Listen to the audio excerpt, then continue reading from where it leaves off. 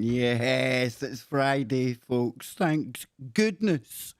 It is Freaky Friday. Yes, indeedy. We are here. The Woo Crew are ready to go. I hope you are, but only be here if you promise me you can handle the woo. Because we do this under the light coming down from a half-blood beaver moon. Yes, indeed. There's something you don't get to see every day, Scotty Lopez. The half-blood beaver moon. And may I open today's show by paying homage to your mum, who delivered us a brilliant phone call yesterday, dude. Brought us up to date with some of the stuff that's been going on. I was very excited when you told me she was going to call in. And yes, very good time with Mary DeCina. I think Mary was very compelled by her mum's story about your brother too. Indeed. And yeah, my mom has been wanting to call in and talk to Mary for quite a while, and she finally got the chance to do it. So yeah, it was a awesome little conversation that you guys had yesterday, and some very interesting perspectives that Mary brought to the table about all of the high strangeness that is going on. So it was cool, man. It was cool. And of course, we have got the man, the myth, the legend, Nacy. How you doing, brother?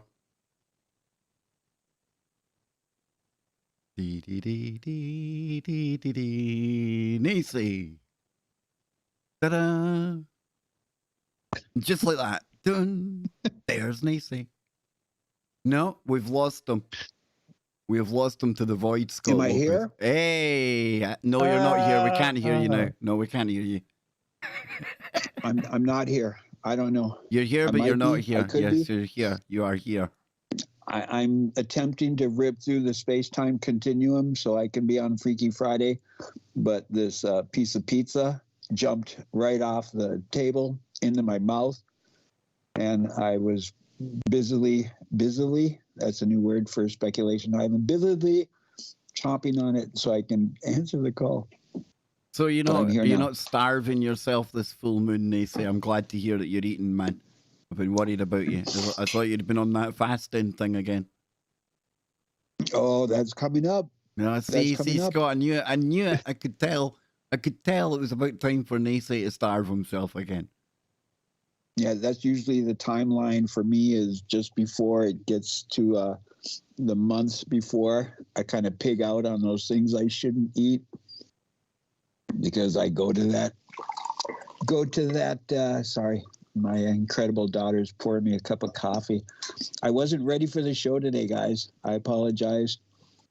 That's it, Scott. Just sack him, kick him off the call. Do it, Scott. Get rid of him. Come on. Bloody amateur hour around here, you know. I'm just happy that a nice fat greasy piece of pizza has found its way into Nacy's belly. So. Making me hungry, and all the delivery places are well closed now, man. You had to go and do that, didn't you, Nacy? Half an hour ago, I could have got myself a lovely Domino's or something. I couldn't really, but hey, it's always the thought that counts after the place is closed, right? Well, I have proclaimed many times that I am a hypocrite, but I try to very minimally beat the heck out of my body, and not by choice. Believe me, if I was not to go through what I go through after I have sugar or cheese or dairy, I would be frequenting it a lot. But unfortunately, in my circumstances, usually within 6 hours after having sugar, I feel like I got beaten up. So I have to avoid it. So yep. What do you do? Yep. Sometimes you got to do what you got to do in order to feel good, you know? So I feel awful thinking. I feel awful just at the thought of giving up sugar. It's a tough one to. I can take my coffee just I can take the coffee without sugar, but don't even dare It's sacrilege to put that horrible artificial sweetener in there. That just kills a cup of coffee, right? Kills it. Shouldn't be allowed. Mm. Yeah, so I'd rather go raw, no sugar, than go down that road. That's saying something. Well, like Eddie Izzard said, I like my coffee like I like my women in a styrofoam cup. Yeah, Eddie Izzard doesn't even know what he is on a good day, let alone cups of coffee and things like that. Oh so. my God, we could talk for hours about Eddie Izzard and his trans man formation. Yeah, strange character, but Nancy, let's not go there tonight. Let's not lower the vibration. Because like I say, dude, we're under a half-blood beaver moon. And of course, when I was looking into the show for Yesterday with Mary DeCina, I became aware, allegedly, from what I could read online, that moon is very, very, very central. And the whole beaver aspect of it leads back to the Paleo-American kind of ways and traditions, Nacy. Would that be correct? Well, if you look at almost all animals, you can learn a lesson from their behavior, and trying to live in harmony with your surroundings would just validate it, because you can figure out how to live in your surroundings by watching how the animals live in their surroundings. And the beaver in itself has some way due diligence, because they have to prepare for the winter. And this is the time where they're making absolute sure that their beaver dams, their homes are well packed and insulated, because they're about to go into a partial hibernation also, as most of the other animals are too. If there's one thing, if I may digress about talking about totems and spirit animals. So from my ancestry, because I can only speak as an Anishinaabe, French called us Ojibwe, English called us Chippewa, but we have clans, or in our language we call them dudems. And from that word dudem came the word totem. And I am of the Bear clan. That means through my mother's lineage, it is the bear. And that's how we follow our clan, or our dudem is through the mother. And so being Bear clan, we say that the bear is my spirit clan, And so where I think the confusion is when people talk about their spirit animal, I think they got that misconception about clans or dudems and interrupt it with the lesson from that specific animal. So for an example, if you find yourself very, very connected to the owl, what is that lesson the owl could teach you? Is there something that you'll see strong within yourself that is a characteristic of the owl? Whether it be the owl, the bat, the snake, the ant, whatever animal kingdom you wish, even fish. And so when you find these animals that you're well connected to, then people will kind of say, well, that's my spirit animal.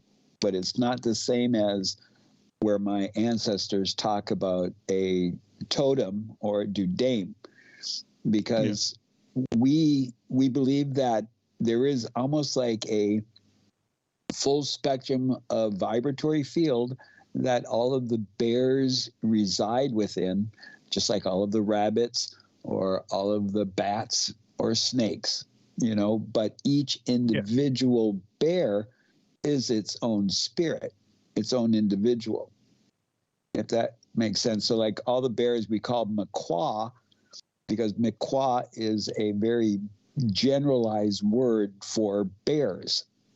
Depending on the type of bear would depend more specifically on the word. And the same goes with other animals. because each individual animal has its own frequency, essence, spirit, we call manadu, and collectively, all the rabbits, wabus, they have that collective energy, or within that full spectrum of all of the rabbits.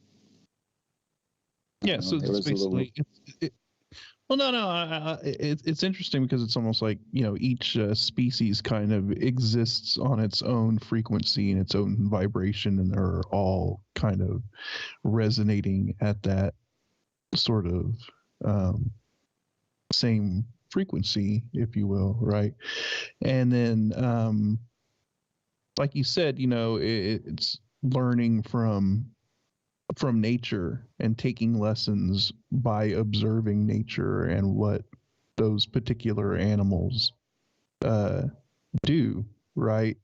Like, I'm sure ancient man or at some point was sitting there watching what beavers were doing, right? Building dams and utilizing essentially construction techniques, because how is it that you truly can measure intelligence in an animal or a species? I don't think it's something that is this kind of cut and dry thing when it comes to intelligence. The beaver is extremely intelligent in the fact of the reality in which it lives in, right? It's able to do all of the things necessary and able to ensure its survival, and it has figured things out, like building dams, constructing. And we as humans, we're observers, and we tend to look at other things and take essentially the best aspects of everything around us and try to combine it together in order to make something even better, right? So we're like, oh, look, the beavers are building a dam to hold water back. Let's find our own way of doing it. And where are we at now as a species? We're building huge, gigantic dams that, power electricity and hold back, billions of metric tons of water and whatnot. So it's kind of wild when you look at it from that perspective. Yeah, you think about dolphins. I was looking at this the other day and I had to go and dig it up there just to make sure it was true. Could be a lie. I don't know. I've always heard dolphins have got a far bigger brain than us humans. And I'd never really seen a comparison of it before. And then I came across this here. And I tell you what, if they were using their brains to the full capacity, I'm just saying, and how do we know that they're not? It might look like a totally different form of intelligence from what we classify, but I think there's a lot going on with these sea creatures, water-dwelling thingies, because think of the octopus as well, dude. Think of the things we've talked about with that. So yeah, just to put it in perspective, folks, when you do think we're the biggest and the best and the brightest out there, yeah, I wouldn't mind trying to work off one of those CPUs right there. Yes, that's the quantum chip, right? Yeah, that's when you've given up the oxygen breathing body and just decided to go and swim for a lifetime, right? Yeah. Exactly. So, see, that's when the flesh suit is completely different in order to house the big brain, and I mean, you can just see from that picture how much more dense that dolphin brain looks. Like there's a lot more connections, it seems like. My good friend Dr. McCairn would love to have got his hands on and operating one of those things when he was prodding those poor monkeys, Hey, he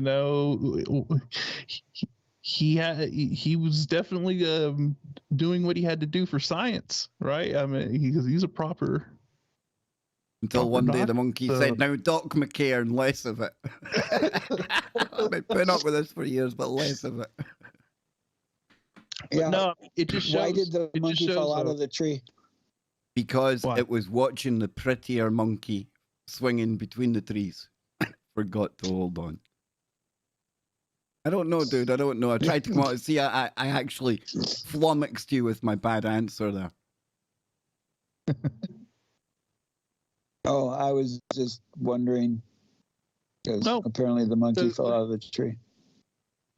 That's got to be your worst joke ever, dude. Like worst ever, worst one ever, Nacy. Well, you brought in the shenanigans, and I started crying, and so in my tears I forgot the punchline. But it's okay. Wah. I know. I don't. Do I have a sound effect for that? It's about the only thing I don't have a sound effect for it. Yeah. Yeah. No, Yeah, it was we gotta get that dead. one. Bring that one back. What do you make of the dolphins, Nacy? I am so in awe of dolphins because of I speculate, what if that is what originally was the mer people when like these pirates were out, and let me digress because my people talk about the people that live in the waters. But if you think about, maybe if you're out there in the ocean, which I've been, and you see a dolphin in the tail, and all of a sudden, out of the corner of your eye, you're like, oh my God, did you see that? And then the telephone game, and then eventually it starts morphing into like, yeah, there's these humanoid fish-tailed individuals. Just of course, right out of the bat, being cynical about it. But dolphins. Hey, no, you're right. I mean, misidentification. As long as their fornication is under consensual knowledge, then I'm cool with those dolphins. But those rascally dolphins, those hoodlum dolphins, they get into shenanigans. We've got a pod of hooligan dolphins up my way. I know. You're thinking, but Kev, you live in Scotland. Don't talk rubbish. You don't have dolphins in Scotland. Yes, we do. Yes, we do. Up in the Murray Firth, you often see them swimming around there, having a malarkey. They even say that there's sharks swimming in the River Thames now. And I would not be surprised. All I can say is they must be able to live off a stable diet of sewage and crap because, dude, that Thames River's bad. Oh, it's bad, man. Oh. And there is something beautiful about seeing a pod, because I've seen that many times in the ocean. When These ones are like narcissists, dude. They're like proper narcissists. They found themselves this little bay in Scotland where Scotsmen and women will come and freeze their knackers off just to watch them rising out of the water every now and again. And typically they'll do it for 5 minutes, then they'll go away till everyone goes away, and then they'll start doing their thing. But they do love the attention, I must admit. It's almost like they love the attention too much, Scott. You know what I'm saying, man? It's like they're like getting the selfies taken sometimes, then they go away again. And then get themselves on social media, dude. I'm telling you, that dopamine. You got a lot of brain to feed. You need a lot of dopamine to feed a dolphin brain. I'm just saying. I was about to say when the Zuck can get his claws into the big dolphin brain, then something is afoot. I'm telling you, man. I totally imagine that all of these dolphins coming into your area from out of town, and then they're like, hey, can we go see the humans that are near you? And they're like, oh, geez, all right. Every time they come into town, they want to check out the silly humans. I'm surprised they haven't blamed Russia yet. I'm surprised they haven't blamed the old Russians. They're not really dolphins. They're stealth dolphins sent by the Kremlin. Yeah. Well, do you guys remember there were trained dolphins that had harnesses on them? Yeah. They had mines on the back of these harnesses, and they would train them to go swim up near ships, and the magnetism of the mine would all of a sudden pull it to the ship, Now, I'd like to think that the detonation, came off of the harness, but somebody told me that the whole harness and everything was magnetized. And so it was one of those one-time only deals with the dolphins. Well, But that I haven't been able to validate. Yeah, I don't know, man, because that must take a lot of time just to train the one dolphin. I've seen it. Yeah, I don't know, dude. I don't know. I'm sure they found a way of that thing detaching once the They dolphin sound like was they in go into range. dolphin protection programs and things after they've served, they get a false identity and, they live out their life on Flipper or something like that. Maybe that's what's going on with these dolphins over there in Scotland, Kev. Maybe That's exactly what it is. is. You've sussed it, Scott. We're not allowed to talk about them anymore. There's a D notice. They're actually under dolphin protection programs. I apologize. But if they sacrifice themselves, he's done his missions. He's out now. Maybe they're double agent. Maybe they're double agents, dude. Bam. And if they sacrifice themselves, in the end, they get 36 virgin dolphins. Maybe. I'm just now absolutely crapping myself in case I've got like a hit pod of dolphins on my case. They're gonna be coming around here, Scott, anytime soon. Or maybe they're just there to visit Nessie, Kev.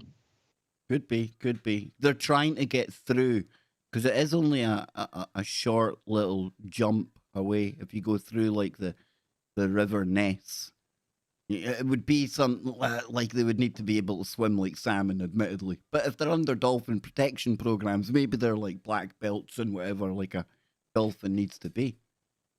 Ninja dolphins, man. I was going to call them Ninja Turtle dolphins, but then I'm going all hybrid, and that would be a bit weird, and nobody would believe that part. We're going full hybrid already. I can't do I wish I could do the dolphin noise, but I can't. I can't either. No. I'm not going to attempt. I was thinking about attempting it, and I thought, nope. That's what That's about as close as we're getting, man. You boys watched Flipper growing up? I watched myself a bit of Flipper. You remember that one, Nancy? You remember that one? I remember Flipper. Yeah. How did we get here from a beaver moon to dolphins that are under dolphin protection programs? Our lunacy, the full moon lunacy. Only on Freaky Friday. Go crazy. Yeah. I think that's my son can do an absolutely fantastic rendition of a dolphin. And it's not enough to break the gate. It's like I'm sitting with a pod of dolphins behind me. I'm actually, if I'd had some of Nacey's mushroom pizza, I'd probably be a little apprehensive looking round right now. Because that really did sound like a dolphin. Like uncannily so like a dolphin. Well, maybe, And he's in a bath. He's like 6'6" of him crammed into a bath. He is a human dolphin. We've sussed it. There you go. That's where I'm jealous about you, Captain Kev, is that no matter where you go, you can have an incredible bath because you fit in most tubs. Oh, dude, I can get in a sink. I got a decent sized sink, and I'm good to go, man. A bird bath outside. If you cut like if you cut like a toilet roll holder in half, like little cardboard thing in the middle, I can swim about in there. I can do a couple of lengths. It's awfully deceptive. Y'all think I'm the same size as y'all over there, but really I'm like Tom Thumb. I'm like 6 inches tall. It's just that the camera blows me up. That's what it is, dude. Yeah. See, all we have to do is fill a 5-gallon bucket with some warm water, and Kev can do a double backflip, and it's like he's in an Olympic. If you leave me in there long enough, the question is, would I grow a brain the size of Flipper? Probably not. Oh. Yeah. But what about the mermaid thing? Are you on board with the mermaid, Scotty? I like the mermaid stories. Merman. Yeah. Maybe. Indeed. I'm on board with it, and I know we're about to go to break, but whenever we get back, we can get into that. And I have an interesting theory. I have an interesting idea that might kind of throw people for a loop. we'll see. Might bring a little bit of brain meltage, but Oh, I like it. I think I it's like it. interesting. A little interesting twist or an idea to throw out there. But hold that thought, brother. Hold that thought, because Okay. I would like to take this opportunity to remind everyone you can join my good friends Stephen and Evan Strong next weekend for Chapter 16 of our Alien Ancestry, Mystical Ways and Historical Days. Stephen and Evan Strong. We've got Leah Capitelli. We've also got Paul and Phoebe Hugendijk.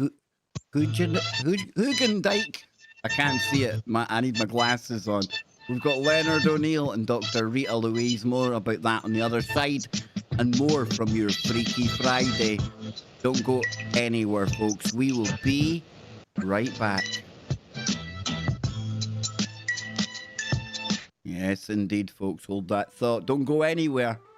Well, 3 minutes. We'll be back. And more to come. Scotty Lopez on Dolphins.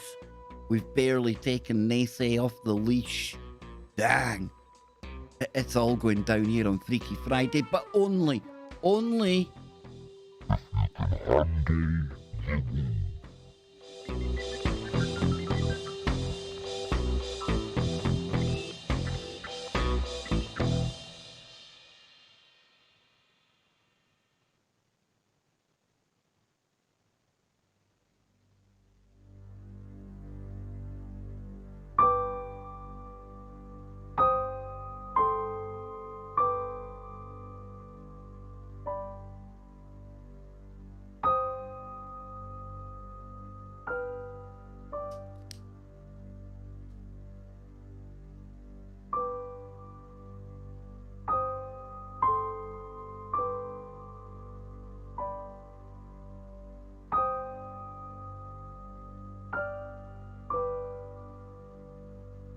Freaky Friday, full moon, November 9th.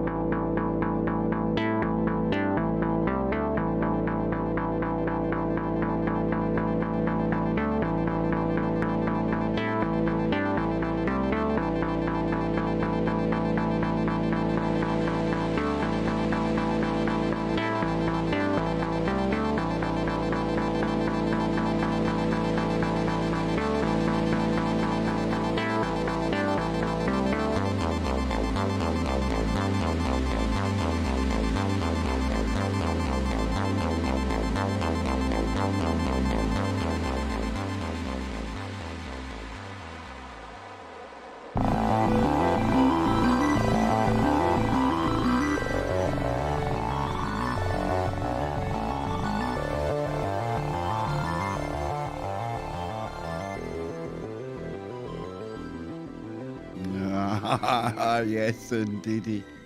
Well, that was very nearly a really interesting break. Welcome back to Freaky Friday, ladies and gentlemen.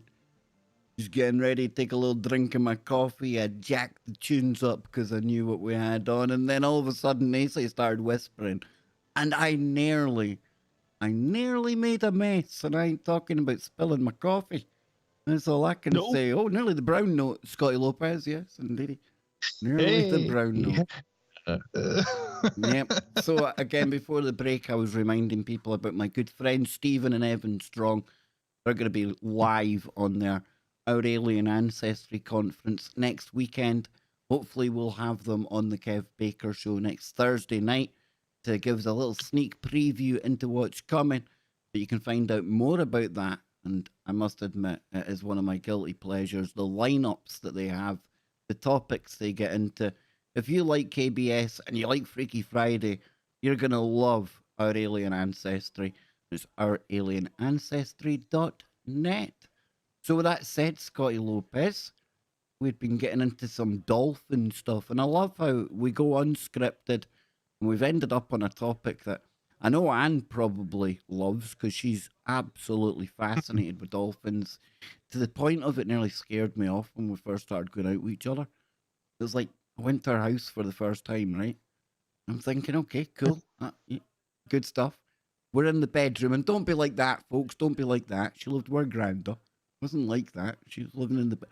It was wall to wall and floor to ceiling dolphin ornaments, dude. It was like one of those rooms where you do a little think to yourself, okay, there's like having an interest, and then there's obsessed. So yeah, dolphins, man. Did you Known people notice like these that. dolphins right away before she picked you up and put you on her bed, or No, after? there was none of that. None of that. We were very, very, very good that way. Yes, indeed.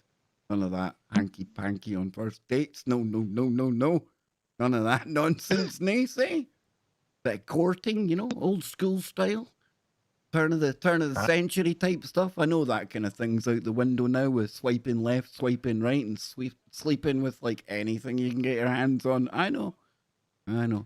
But back in the day, you had to work for it, gentlemen. You had to work for it. That's all I'm going to say. Had to go old school. My And man. rightly so, man. And rightly so. Yeah. Rightly so. But Indeed. anywho, before we digress even further. I'd do me a mermaid or a dolphin or two in me day. Oh, I knew you would. All you sailors dream of mermen. I knew it. I'm telling you. Merman. Ooh, yeah. Joe Joseph is the merman. Not He even here to is. defend himself, but he is the merman, isn't he? He's the king of Mermania. Oh, I love it, man. Yeah, so that's I can see him and Popeye ending up on the bodies of dolphins by the time the weekend is out. I feel a little Photoshoppery coming on. Mm. And you know you're close to Speculation Island when you go through Mermania. Bloody hell, you know you're close when you see Popeye and Joe Joseph sat there with their tridents welcoming you with their mertail flipping in the water.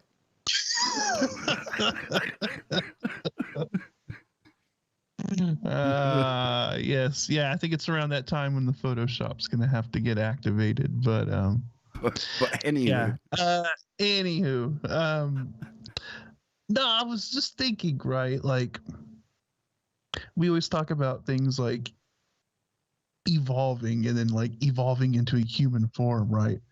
But have you ever wondered if there was like a humanoid form that maybe once existed a long time ago that essentially evolved in a way that is unrecognizable now to a human, right? So I don't want to say devolved, but might have evolved physically into another form, right? So, you were talking about mermaids and like some of these weird, what would be considered like hybrid humanoid species or whatever, you got to wonder, did some of these just continue to evolve more into the animal form as opposed to a humanoid form? But at one point, there was like a point where they kind of like had the traits of both, and then that's just the way they sort of evolved over time. And some, evolved into a more human sort of form, and some just continued to evolve into a more what we would consider an animal form. But maybe they still have like the big brains, and the brains continue to evolve in a accelerated way, and the intelligence just shaped out to be something different or whatever. It makes you wonder, because Scotty, are you eating some of my pizza? Hey, maybe. Who knows? It's funny that you bring up the chimera, especially I think of the dolphin and human chimera, because in that new cartoon series on Netflix, that Inside Job one, about where they're just making fun of conspiracies, I think there is a half man, half dolphin. That's one of the characters up there. Interesting. Right. It does make you wonder, though, about like the times in which it was talked about when it seemed like there were hybrids just walking around. Like it seemed to be a common thing, right, Kev? I mean, and then you have like things like the griffin and all of these other weird sort of chimera type creatures, the centaur and the minotaur and all kinds of things you hear from like Greek mythology, and just different things where it was like at one point it seemed like species were evolved or manipulated in a very weird way. You know what I mean? Like evolution seemed to be going on there that just was like, whoa. A little bit of intervention, a little bit of hocus pocus. No, I like your idea, though. I do like your idea. And when you look at some of even thinking of a dolphin's face, it's quite uncanny, really, when you think about it. Now, does that mean that I truly believe that we were upright and we evolved into the dolphin? I can go there, but, I tend to think there was probably, like, we were a water planet at one point, right?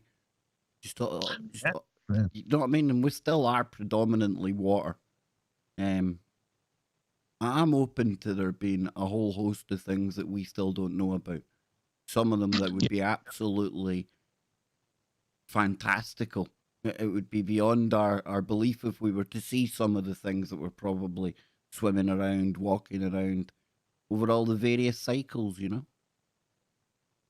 Yeah, no doubt. And it's crazy because they say 90% of our ocean species is yet to be discovered. That's nuts when you think about it, right?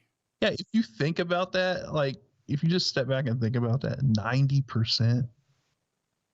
So everything we've observed so far in our ocean is only 10%. Well, I would throw it out there that the powers that should not be, they know probably, I'll give them maybe 60%, but they're not letting us know.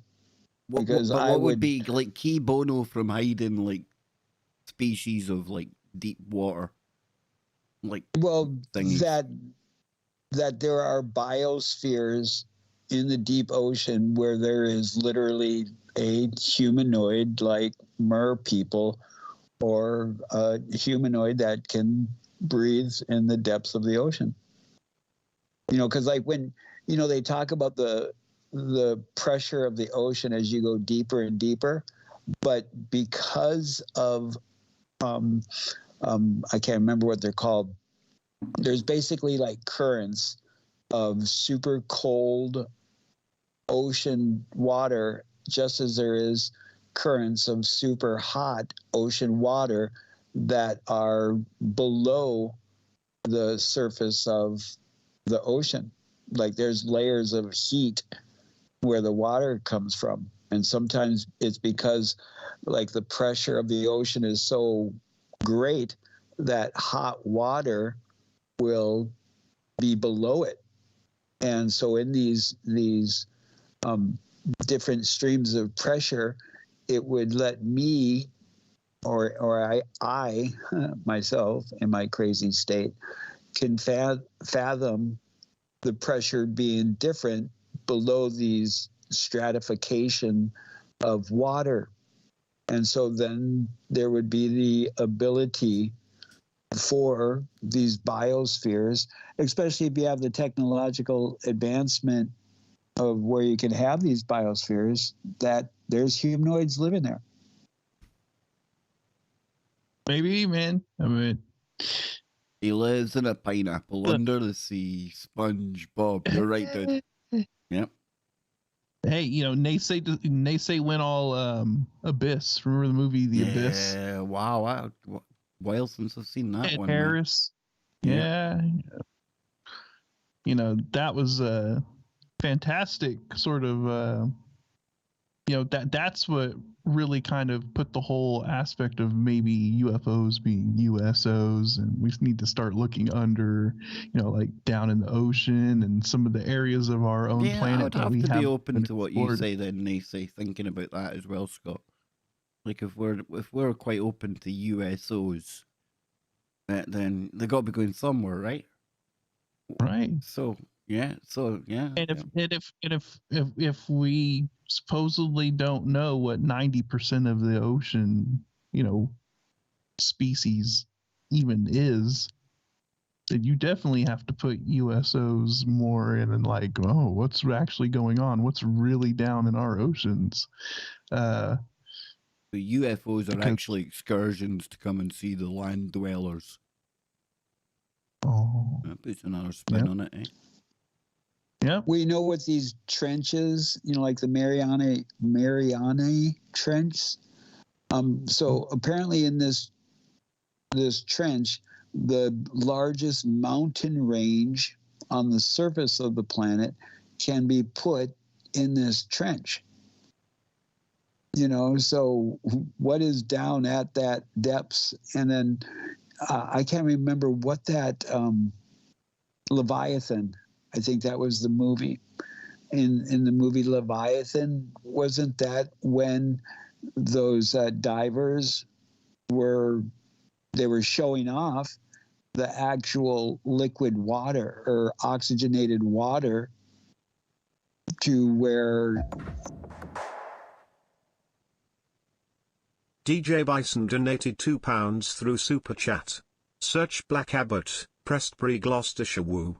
Okay, I'll dig it up, DJ. But I done this last Friday, and you left before we even got to your story. So, and we're not going to shift off this dolphin and an underwater woo yet. But the first chance we get after this woo, I will go for the Prestbury, Gloucestershire woo. Yes, indeed. Sorry, Nacy. Sorry. I'll dig that up. Oh, no, just quite now. all right. Thank you. Thank you for the contribution. That's wonderful of you, DJ. But they were talking about, and they even showed it, where they created a oxygenated liquid to where you and I could be submerged in this oxygenated liquid, and literally we can breathe. And if you are in this liquid, then the pressure is easier to take in deeper dives. However, if you think of the technology that is utilized in order to go, beyond the planet, would be just as useful as going below the surface of the water, because all you would have to do is create an electromagnetic field around you, which would allow you to basically, like being in a sphere or a ball, going into the depths of the ocean. Yeah. And they've already demonstrated that technology now, back when The Abyss came out with Ed Harris and stuff, that was sort of a sci-fi-ish sort of thing that was being discussed, but it hadn't been actually really perfected or demonstrated to actually work. That James Cameron, he's big a, on all that, Scott, right? That James Cameron, he likes all that underwater Yeah. exploration stuff. Yeah, it's one of his big things. I mean, because look, you look at all of the underwater exploration and everything he's done for the Titanic and all of that. So, but they actually have that now to where there's a fluid that they can pump into your lungs and it will provide oxygen. And of course, it's being utilized in like the medical field now, like hospitals and stuff like that, as a way to like take pressure off the lungs that you can't pump air into, right? So you slowly fill it with fluid and it slowly opens the lung back up, but it still will provide oxygen to the lung. But that's essentially the same stuff that they were demonstrating in The Abyss, the ability to absorb oxygen through a liquid and equalize the pressure, So that technology is here now, and who knows what they'll utilize that for. Mermam. Mermam is a thing. If you identify as Mermam, I take my hats off to you. DJ, dropping in again. DJ Bison donated £2 through Super Chat. Fell asleep, blame PPP. Did you do the story? Yes, PPP will do that to you. Yes, we did. We had that story and a whole host of others. And I've got your story pulled up here. We'll go to it now before I forget by the time the end of the show comes. Go. It's late in the UK.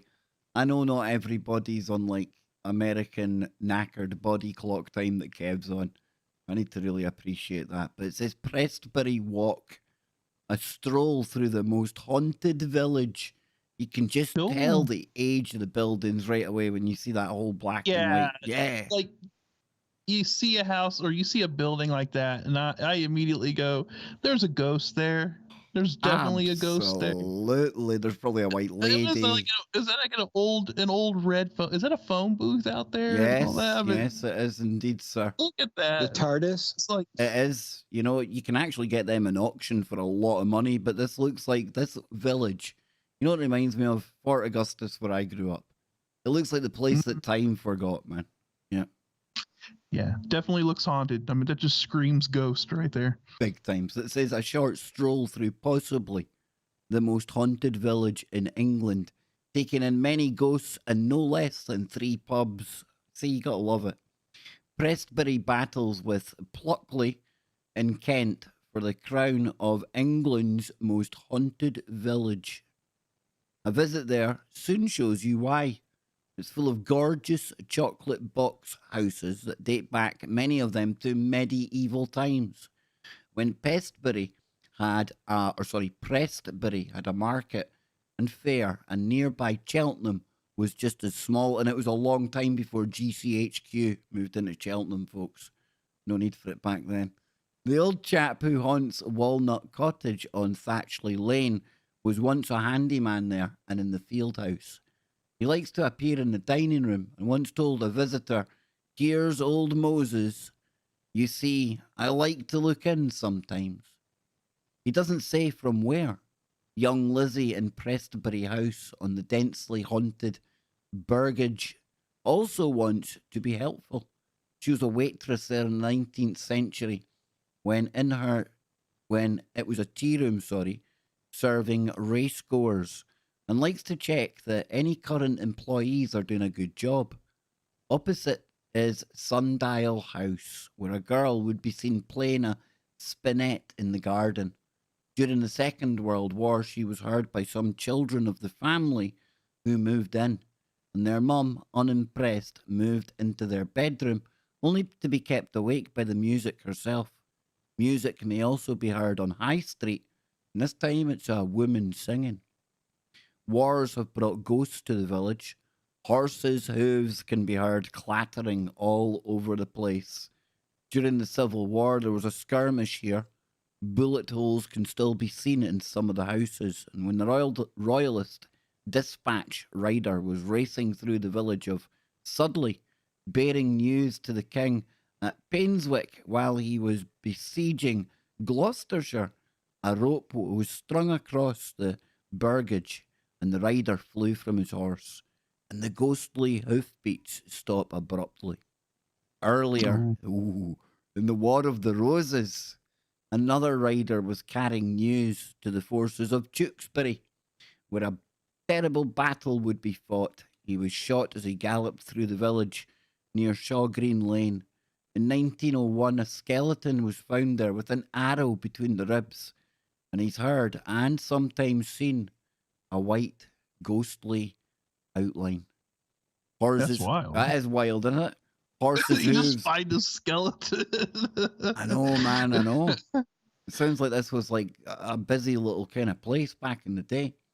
Fun to say, yeah. Horses' hooves can be heard by the plough on Mill Street too, but who knows what it is that scares animals there on foggy mornings, or whose are the marching feet that you can hear. A legless, faceless man has been seen here with a light shining from his palm. A white lady slips along in the churchyard.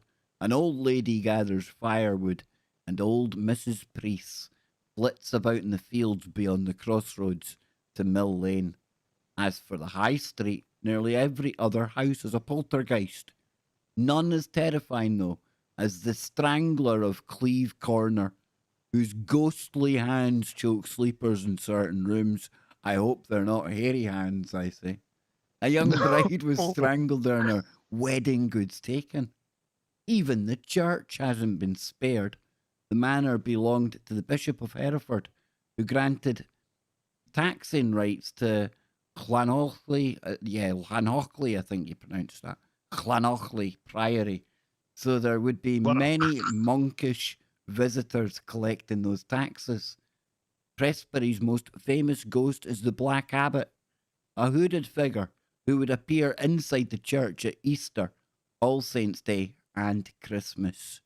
The clergy had the building exorcised, and nowadays he's seen instead in the churchyard, from which he walks to Reform College on Deep Street. Thought to have been Llanochley's. I'm probably butchering that. It's probably Welsh people, and people go, no. Priory Tithe Barn. However, Presbury's most famous son haunts a town on the other side of England. Fred Archer was perhaps the greatest jockey of the 19th century. Born in Cheltenham, he lived from the age of 2 in the King's Arms in Presbury, where his jockey father was landlord. Fred moved when he was 10 to Newmarket. There he was trained to become a huge success.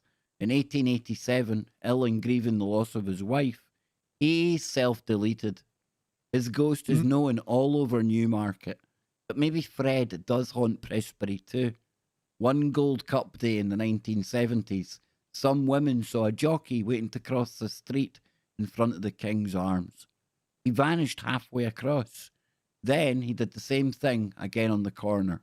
Was it Fred? Or, it being a race day, had there been too many, or I taught too many of the gin? Who knows? But it says, that's just giving you like a tour of the village. But one thing I found interesting was, seems to be a bit of controversy surrounding this, right? Because the Cotswold ghost tours stopped in vicar harassment row. Now, I'm thinking Presbury, same place, ghost tours in what claims to be one of England's most haunted villages have been stopped amid claims of harassment by the local vicar. So Cotswold Ghost Tours said it would stop running tours in Presbury, Gloucestershire, after complaints from Reverend Nick Bromfield. The vicar said he had concern the tours were unchristian and bordering on the occult. Oh my goodness. Listen, nowadays, folks, as a vicar, you should be grateful you're getting anyone to come into your building. no matter what reason is, all right? Numbers are dwindling there, big man. You don't want to be shutting off a whole group of people. And I find that there are people that are Christians that are interested in ghosts and the paranormal. Yeah, You know? it's that. It's not like it's all crazy murderous Satanists that go on Just- ghost tours, right? Exactly. I mean, just because you're interested in the paranormal doesn't mean you're like a Satan worshiper and that you're going to hell. That vicar needs to chill out a little bit. He doth protest too much, I'm telling you. Yeah. Maybe. Hold that thought, folks. I think we've got the vicar at it. The vicar's at it. We'll be back on the other side. Don't go anywhere. Those pesky vicars. Yep, that vicar will be saying those pesky woo crew. Yes, indeed. I don't know what they're up to there. It doesn't sound good.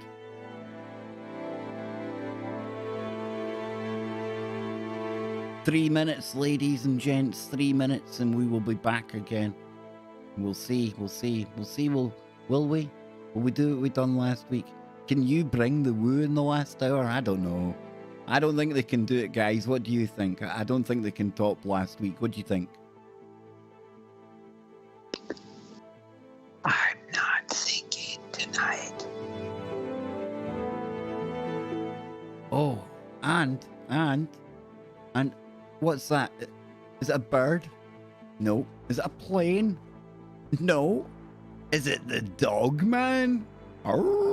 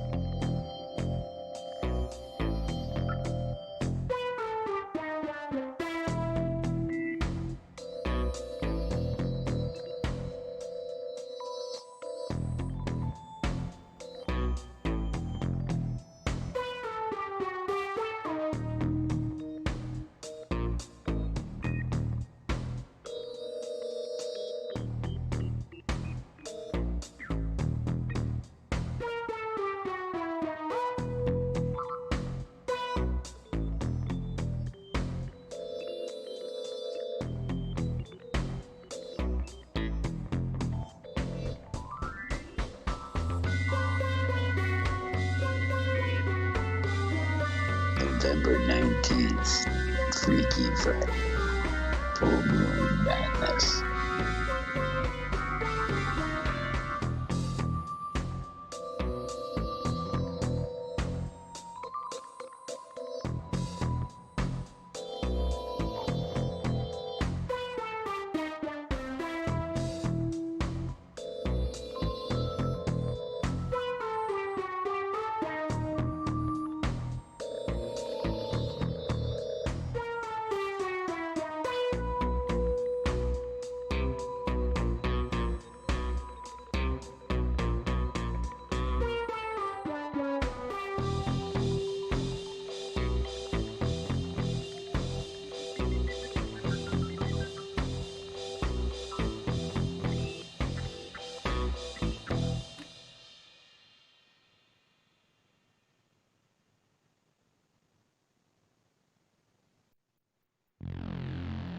And yes, just like that, hour number 2 was upon us on Freaky Friday. Yes, indeed. Now, our good friend Donnie down under. Of course, I was talking about the upcoming conference that's going to be on our alien ancestry. Evan and Stephen Strong will be back on KBS this week, but he's telling me that there's going to be cryptids in Glasgow soon. Well, it's going to be hard to tell the difference because there's a lot of people look like they're a cryptid on a good day. And B, with us being the most surveilled city. Yes, very smart, my city. I know that all of those live images of cryptids will be going to Tel Aviv first. And then hopefully some will make their way back here and I will have content coming out my ears. I'll be the man on the ground. I'll be at Monster Ground Zero. Donnie, fingers crossed, dude. I would love a cryptid outbreak in the middle of Glasgow. It's what I crave, Scotty. Until I get a car, it's what we crave. One just round the corner or something, you know? Mothman. Yeah, like it's almost the same sort of drive that like storm chasers have to see a tornado because it's like rare to see a tornado. So Kev wants like a cryptid outbreak to occur in the Glasgow region, and maybe Scotty one will Lopez. come running by, you know. And If you want to jump on the late bus from Argyle Street up to Easterhouse or something, boy oh boy, you'd be struggling to pick out a human on that bus. Yes, indeed. You might be the one human that's on that bus. Yeah. What was the paranormal group that Hellboy was part of? Wasn't that? Was that in the United Kingdom? I think Not sure. Not sure. But would you be part of that if they had like Ben? Weren't you talking about that? Once you get the vehicle, you might go a little mobile and do a little investigation on your own. Don't have the vehicle yet, so I'd be really, really annoyed. And I'd be kicking myself if we get like a spate of Bigfoot sightings over in like Stirling right now. Come the start of the year when we've got wheels and things, I can get there. So I really need one to be really local. Like Glasgow Green, it's just down at the end of the road. That'd be very handy if we had like a portal open there. And we had all sorts of comers and goers. Yes, indeed. I've seen one guy in the town that looks like he's shifting into a reptilian. He's got the horns and the tattoo scales. And like, really, you take a second kind of check of this guy. You take a deacon and you look away and you think, did I really just see that? You know, I know it's rude to look. I know it's rude to stare. But when you go and pay good money to get horns put in your head, something tells me you want to be looked at. That's what I'm saying. I mean, he's obviously he wouldn't be doing it if he didn't. It back, Orion style, you know. Hey, you know. Only what if it's not horn implants and he's literally shifting? Oh, dude, who knew?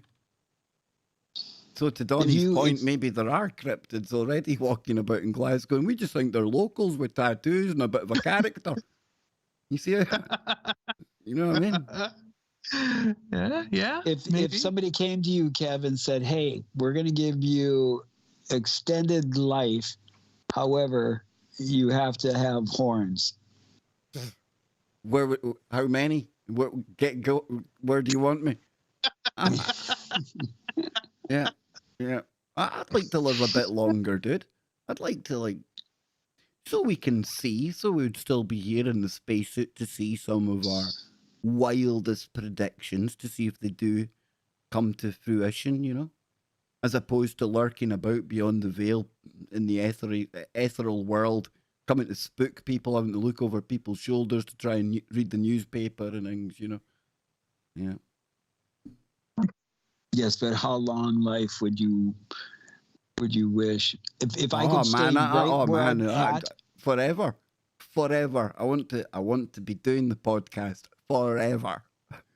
It's episode 500,052 tonight, folks. It's Stardate. As the universe is like literally like 3 hours away from literally freezing from its cold death. Kev is still on it. Good morning, The- good afternoon, good evening. the precipice of the implosion of the universe. We'll still be here, guys. If not in body, we will be in spirit. Yes, indeed. You don't look So have you jumpy, you guys- don't look happy about that. You're both just sort of sitting there thinking, I don't know if I fancy that, Kev. You're on your own. Oh, all right then. Oh, Good. I'm sure I'm going to come around the bend again and again You and know, again. There'll be, excuse me, there'll be enough footage of us doing Freaky Fridays where there'll be the potential for people to deep fake us deep into the future. Like way past our expiration dates, you know? Mm-hmm. Yeah. That is, that's very true. Yeah. And if you think about it, we've already, us doing Freaky Friday, we're out there. The data's out there. It's in the ether. It's there forever and ever now. Okay, so now you're making me really hesitant to ever talk nasty about aliens and things again. In case they turn up in the future and say, Baker, star date such and such, do you remember? Don't probe me, sir. Don't probe me. Imagine what cancel culture is going to be like 300 years from dude, now. imagine you get expelled from like the galaxy. You get like put on some cold like wandering star that's in between galaxies, you know. But I suppose You're all the gonna best be type of people will be there, Minority right? Exactly. Report. You Like get canceled pre-con. for some. You get canceled for woke. something you posted. You get canceled for something you posted 5 or 6 years ago, but then they're like, we just looked at one of your logs from Stardate 397 about 3 millennia ago, and we didn't. That was not acceptable. Can you imagine their social justice aliens turn up? Oh my goodness. Holy shamoly. Would they have like entire like quadrants of a galaxy that are just like dedicated as like safe space quadrants? Yeah. I would imagine so. If we look at how backcrap crazy our little segment of our little quadrant's gone, can you blame them? Can you? Always wondered if the Van Allen radiation belt was to keep us in. You know, just in case we wandered too far off the rock. We can't have any of those getting out there, you know. It's an interesting thing to think about, right? Like you want the lion or you want the tiger, you want the zoo animals to believe that they're in their habitat, right? But once they start wandering off too far, there's something there to keep them from actually, you know. Yeah. Dogmen, Scott. Dogmen. That's what keeps us in our place. Dogmen. Yes, exactly. Let's get into some. See some what Donnie dogman started. See action. what Donnie started by saying we'd get cryptids in Glasgow. See? 10 minutes of us going crazy on cryptids. Who knew? And then wandering off into quadrants of safe spaces. Dogmen. and distant galaxies. So, was it human or was it a dog, Kev? I guess we're going to find out. Or could it have been both? Did we not? Hang on a minute. Before you get in this, did we not tell the story one time of the guy whose like mum phoned him up and said, "Oh, you need to come round. You need to come round. So and so's come home," and it was the dead dog. But remember, it was like a dude that was pretending to be the dog. Remember that story? Oh my God, I think I do remember that. See, now I must admit I was going out on a wing there. I remember it because I think I'd done it twice. I think I'd done it on a stream, and then I got halfway through it on a later stream. I thought, I think I've done this one already. But it was that funny. It was worth doing again. Because like remember he stayed in full dog pose. Like even when he was caught, he didn't like stand up and run off. He like pounded out the back door on all fours and over the fence. Yeah, I think so. Yeah. Scott's just going with me anyway. I remember it. Scott, save me, man. No, Save me. I remember. I believe I remember that, dude. Once you've heard that, you rarely forget a story like that, you know? Yeah, because like he was pretending that he was the dog that the family had lost, He was and getting his belly tickled, and the guy was in that conundrum. Did I tell my mum it's really a pervert man that's like pretending to be the dog? And has my mum gone mad? Do you know what I mean? I know. Mhm. That was definitely a crazy one. Oh. That was a wild one. Anywho. Anywho. Oh, Just the things that we've covered on Freaky Friday. indeed. If you think about it. Indeed, man. Indeed. What about that full moon? I think that's what's causing this, Nacy. I think that's what's happened today. We've all gone a little bit lunatic. Yes, indeed. Indeed. So, okay, let's check this out here from the Mysterious Universe. Let's see what Nick Redfern has got going on with this potential dogman scenario.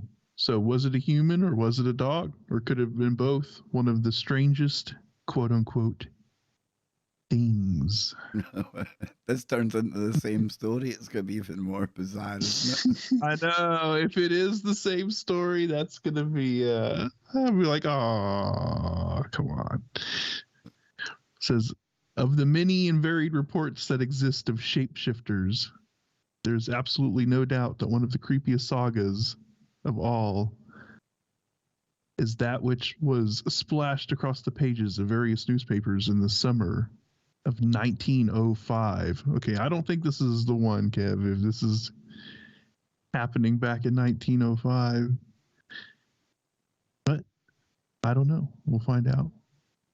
It's hardly surprising that the story attracted so much attention, given that it was focused on sightings of what can only be accurately described as a beast that was half human and half dog.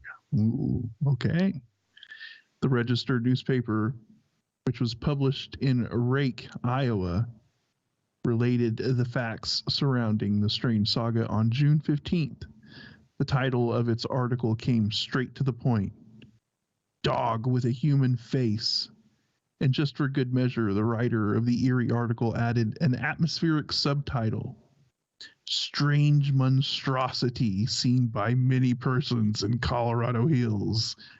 Attempt capture in vain. Not very often you get a monstrosity in the headline. This is taking the word to an entirely new level. This writer, a strange monstrosity. Says, while the Registered story got picked up far and wide, it was actually based upon an earlier article, specifically one which appeared in the Pittsburgh Press on May 3rd, which was titled, Strange Animal Has an Almost Human Face and a Red Mustache. Oh. Plot thickens. The plot thickens. The collective accounts paint a deeply strange picture. And then go down here. There we go. So the story went for a period of several weeks. Sightings had been made of the near unearthly beast on the hills surrounding Buena Vista, Colorado, and also along the old railroad tracks in Wild Horse, which was a station on the Colorado Midland Railway. So far as can be determined, the first encounter, or maybe more correctly, the first reported encounter, took place on a stretch of road that crossed the Arkansas River, which weaves its winding way through Kansas, Oklahoma, Arkansas, and Colorado.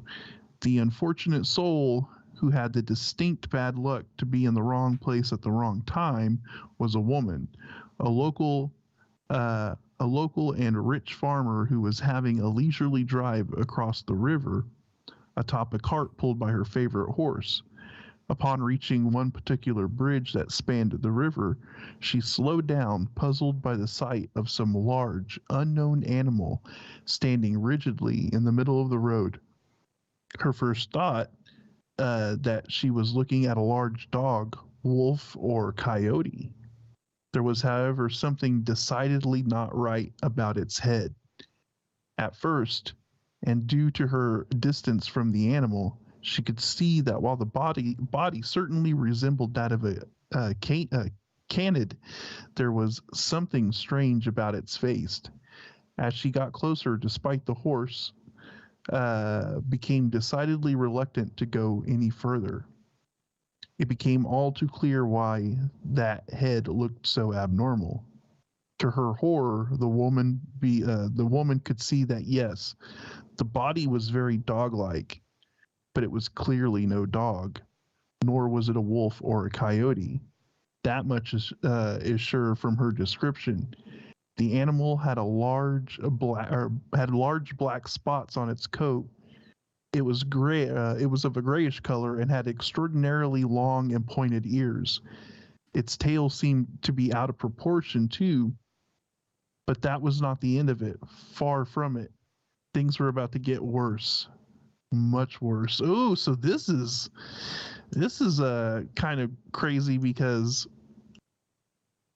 it almost sounds like a reverse of the dog man, right? Where you have the head of a dog or a wolf and then the body of a human, but this is kind of flipped the other way, right? Which is utterly terrifying.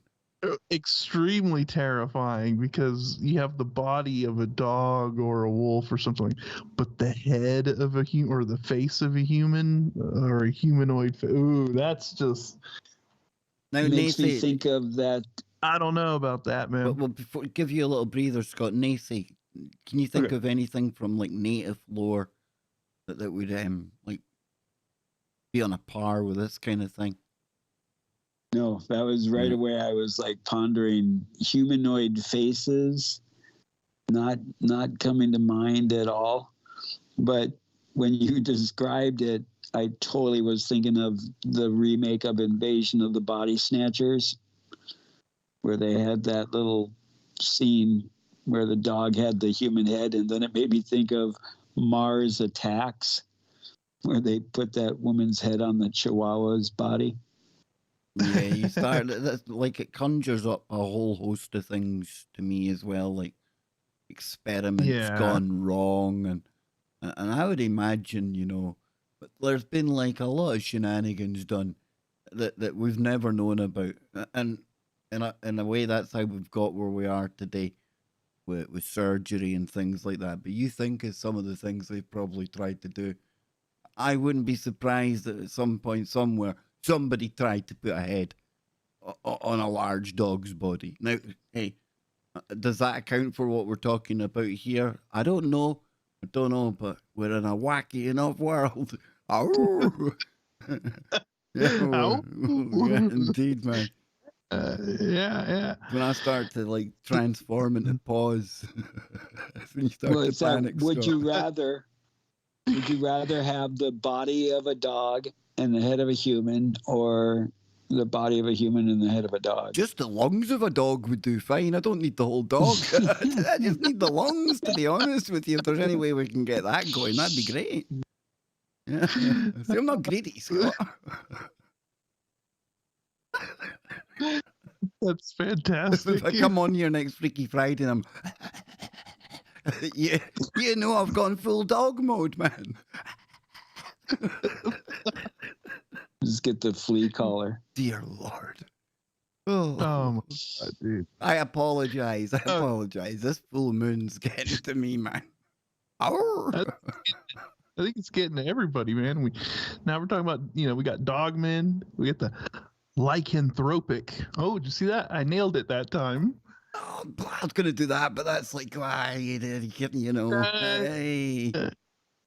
I've been trying to practice my lycanthropic pronunciation. I think I got it down. So, you mean you can speak fluent Latin but struggle with the English? Not that that's even a Latin word, but you know what I'm saying. Yeah, exactly. So, upon reaching the animal, which still stubbornly refused to move, she could see that its eyes were much closer than one would expect to see on a dog. Not only that, the eyes looked incredibly human-like. In fact, to her to her eternal terror, she could see that the whole face looked human. It was amplified by what was a large tuft of hair under its nose, which eerily resembled a mustache. So this thing had a we had a mustache on this. Good. Now, I'm not saying this, but would a stray dog or any kind of canine with mange, like it's lost bits of its fur? Maybe it's like the fur's come off the head of it and it's down to the skin looking. Like dogs are weird when they're bald. So are cats, man. They should never be Yeah. seen without any hair on. And it can be kind of terrifying if you were to see just like a bald-headed dog. But it wouldn't explain like the fact of the actual structure, I bone know. structure, of the face and the nose, and the eye location. The cigarette hanging out its mouth, and But the bulldog, the bulldog has somewhat of a flat face to it. it does. That's true. That's Yep. that there are some dog species, like pugs and stuff like that have a squished faces, basically, and They always look like So- they're dying for a dump. yeah. So maybe let's throw the possibility out there that it could be one of those. She's never seen that species of dog and maybe freaked out or something, but who knows? We'll see here. It was a human doodle. Mm. Yeah. Interspecies relationship. Growing at 4D trick. only one of its kind. You know what I mean?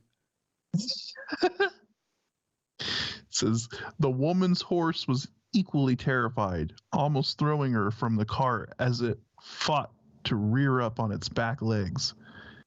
Suddenly, and just as the woman thought the beast was about to launch a violent attack, the animal issued a woeful howl and headed off into the surrounding undergrowth. Just before vanishing for good, it climbed a small local peak and turned and peered ominously at the woman, perhaps in its own wild way, warning her not to follow its tracks. For the witness, however, this was not the most dramatic part of the encounter. As the dog turned its head away from her, and while still on that same peak, it rose up onto its back limbs and stood there in a curious, swaying fashion. And it topped everything off with a loud, ear-piercing howl before dropping to all fours and heading back into the undergrowth. Whoa, that's pretty They're pretty kind of cool. ominous, huh? They always position themselves for that silhouette against the moon selfie, don't they? They always know where they're going. You say it's the right on the hill. Strike a pose. Absolutely. Man. Exit stage left. Stays there just to make sure you get your camera on time and that, you know? Yeah, exactly. So it was not seen again, at least not by the tortured witness. In the days that followed, however, a wealth of additional accounts reached the staff of the Pittsburgh Press, all of which suggested that the creature had made its home somewhere in the vicinity of the river, which would have made a great deal of sense. After all, the river and its environs offered cover and camouflage, as well as a plentiful supply of water and small animals to feed on. Hardly surprising, it was the fact that the monstrosity was half human and half beast that really caught the attention and imagination of the press of the day. Despite almost 2 months of coverage, the affair of the dog man of the Arkansas River came to a halt as June came to a close. The creature was not seen again. There were no reports of it being shot and killed, and no farm animals were attacked, which would have been a telltale sign of a marauding predator wildly on the loose. The overriding opinion was that, with dozens of gun-toting locals scouring the area, the animal had wisely decided to exit its then current environment and headed off to pastures fresh and new. And we will continue with the end of this whenever we get back.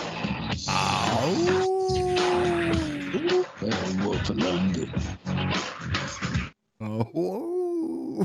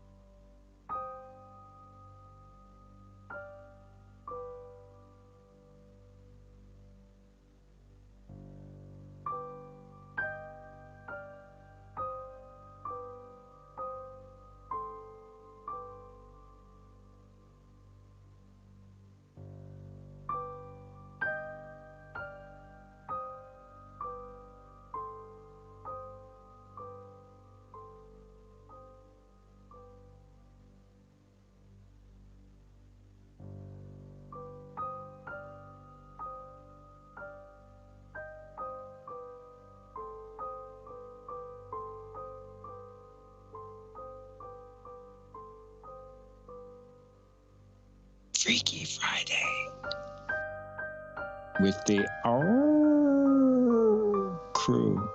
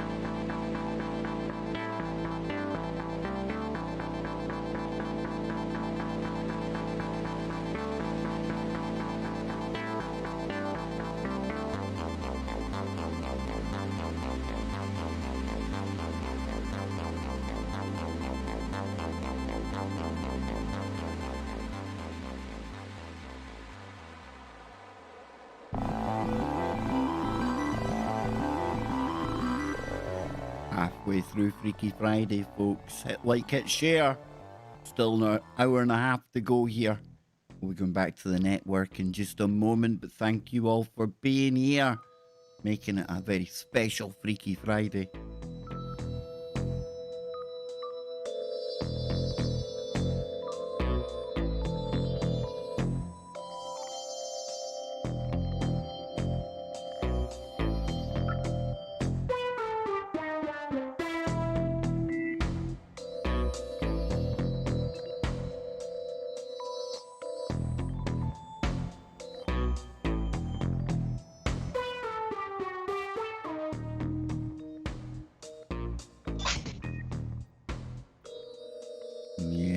second half of this week's Freaky Friday already. And don't forget, it is a woo fest every Friday/Saturday right here on Truth Frequency Radio, www.tfrlive.com. Because not only do you get Freaky Friday for 3 hours, then you get the woo icing on your paranormal cake. Yes, indeed, because Brent Thomas and Don Longbeard, they will guide you through what they call the paranormal portal. And I know myself, Nacy, and Scotty Lopez, who's hiding behind that boxer, we all love the fact that we hand over the chalice, the holy grail of woo, to Brent and Don. And yes, the next Friday the 13th, we'll be joining forces, and it'll go for 5 hours straight. Remember, just stay tuned every Friday, and you can hop on right into the paranormal portal. So Dogmen, Scotty, Dogmen, was it half human, half animal? Was it chimera? Was it a chupacabra gone wrong? Dude. Speaking of the chupacabra, I just found a chupacabra story. We were talking about how the chupacabra hasn't been in the... Somebody cancelled them. I think we just missed it. I think the chupacabra, obviously it's like, maybe it's based.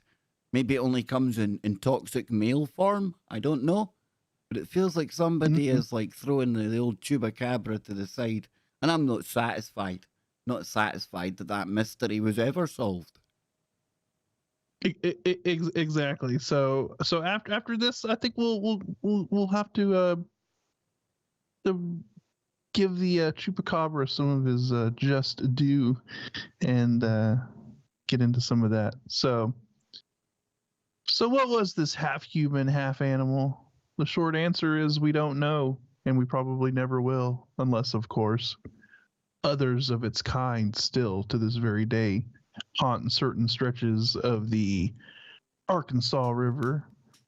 A case could perhaps be made that the animal had a deformed face, a condition maybe that gave it an eerily human-like appearance. That does not, however, provide any kind of answer as to how the beast could walk on its back limbs rather than on all four. And what about that nerve-jangling howl? Taking all of this into consideration, what we are left with appears to be a series of encounters with something that bore all the hallmarks of the classic werewolf, the ultimate predatory shapeshifter, Kev. So, yeah, I mean, it did have the hallmarks of a werewolf, but I still say the fact that the body was more of a canine or a dog, and then the head or the face was human. That makes it a little more disturbing, in my opinion, because that just seems creepy. I don't know. Yeah, you're right there. You are right there. How about I throw in something totally random, but not so random, before you take us to the chupacabra? We're going to one of our other favorite websites here. And what if I was to tell you? There's an ongoing mystery, ladies and gentlemen, and it involves a creepy ass clown and a trail camera. Oh boy. Yes, indeed. Are we upon the next wave? Hashtag the next wave of creepy clowns. Oh, here we go again. Well, the plot thickens here, I must admit. Is it all that it seems on the surface? Are we at the start of yet another wave of these? I don't know, because it says eerie photographs of a clown captured on a trail camera have remained a topic of debate for years. So these aren't actually part of what we would class as one of the clown waves that we've had in recent times, which for me makes it even more terrifying. I'm saying this is even deeper than the This is serial killer stuff. I'm going to say it right now. Get a load of this, right? Just imagine wandering through a forest in the early evening, struggling to fight your way through the dense tree branches as the light begins to fade, only to come face to face with one thing you would never have imagined running into in a million years: a clown grinning from ear to ear. No, thank you. No, thank Absolutely you. not. No, we don't do that. We don't do that. But it says these two photographs, which were reportedly captured by trail camera in the middle of a forest, have remained something of an enigma for more than 10 years. The story had been posted online sometime before 2010. However, despite the best effort of internet sleuths and even Snopes, no definitive source has so far been found. The images have appeared on numerous websites over the years, often associated with a story or urban legend about a creepy clown appearing in the woods without explanation. The mystery also predates the creepy clown phenomenon that began back in 2013. Holy shamoly, who knew that was 8 years ago? In all likelihood, of course, the pictures were probably staged, and the clown is also the same person who set up the camera, you hope. However, there is something undeniably eerie about the whole thing. You can just imagine how terrifying it would be to come across this guy in the woods at night. Dear Lord in heaven. I tell you, dude, you come across that thing in the forest, you ain't getting out to tell your internet tale. That's all. That looks like that dude's burial ground. I've seen enough CSI shows to know how these people operate. You know what I'm saying, Scott? This is why we have the Second Amendment. Nacy, I'm telling you, man. Creepy clowns. I'm not about them, dude. I'm not about them at all. Please tell me there's no, like, when you're a youngster growing up on the res over there, there isn't like a paleo American version of the clown, is there? Well, there's one way to definitely anger a bunch of hunters is to clown around with their trail cams. But Okay. the enjoyment of the story, I'm sitting here with a big grin because that would entice me enough just to get a clown suit and clown makeup and go out into the woods where I would know there's trail cams. Because you're right, you know, to put contrast in the ultrasphere of a trail cam is all of a sudden to get a vision of a clown come running down the trail out of nowhere. To me, that just sounds brilliant for somebody to do to somebody else, because you're sitting there watching your trail cam and then a clown comes out. Especially in my mind, I see it being like a clown that he was lost in the wilderness for maybe like 2 weeks and his whole outfit's all shredded up and his makeup's all running and everything. But yeah, the clown in this pictures, he looks like Evil. is it night cam? Yeah. He's got a yellow and green kind of like harlequin top with a red collar, a red clowny collar. And he's got black sunken eyes, dude. And he's got like a hey, everybody's happy hairstyle kind of wig on. It's indeedy. That great B movie, oh dang it, something clowns from outer space. Killer clowns. See, I couldn't even watch that. Outer space. Clowning is not so good. You see, where is a half dog, half human when this thing's marauding through the forest? That's what I want to know. You never get one of these things turning up when you need them, right?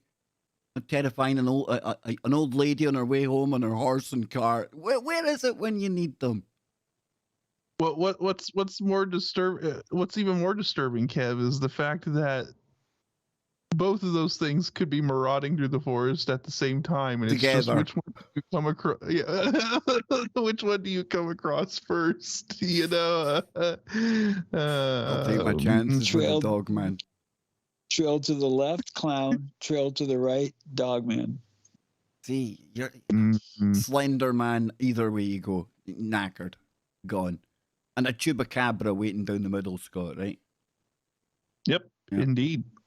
And Well, you know, if speaking, you think of some of the Paleo Americans, some of the Kachinas are considered, you know, there's tricksters, you know, in a lot of Paleo American lore. They're called tricksters, you know, like Copapelli, you know, is one of the tricksters. You know, a lot of times the Maegan, the wolf, You know, is this known is as why, a trickster. wouldn't you agree, guys? So, you know, Nacy, once you find out about the trickster, right, how can you trust any demon after that?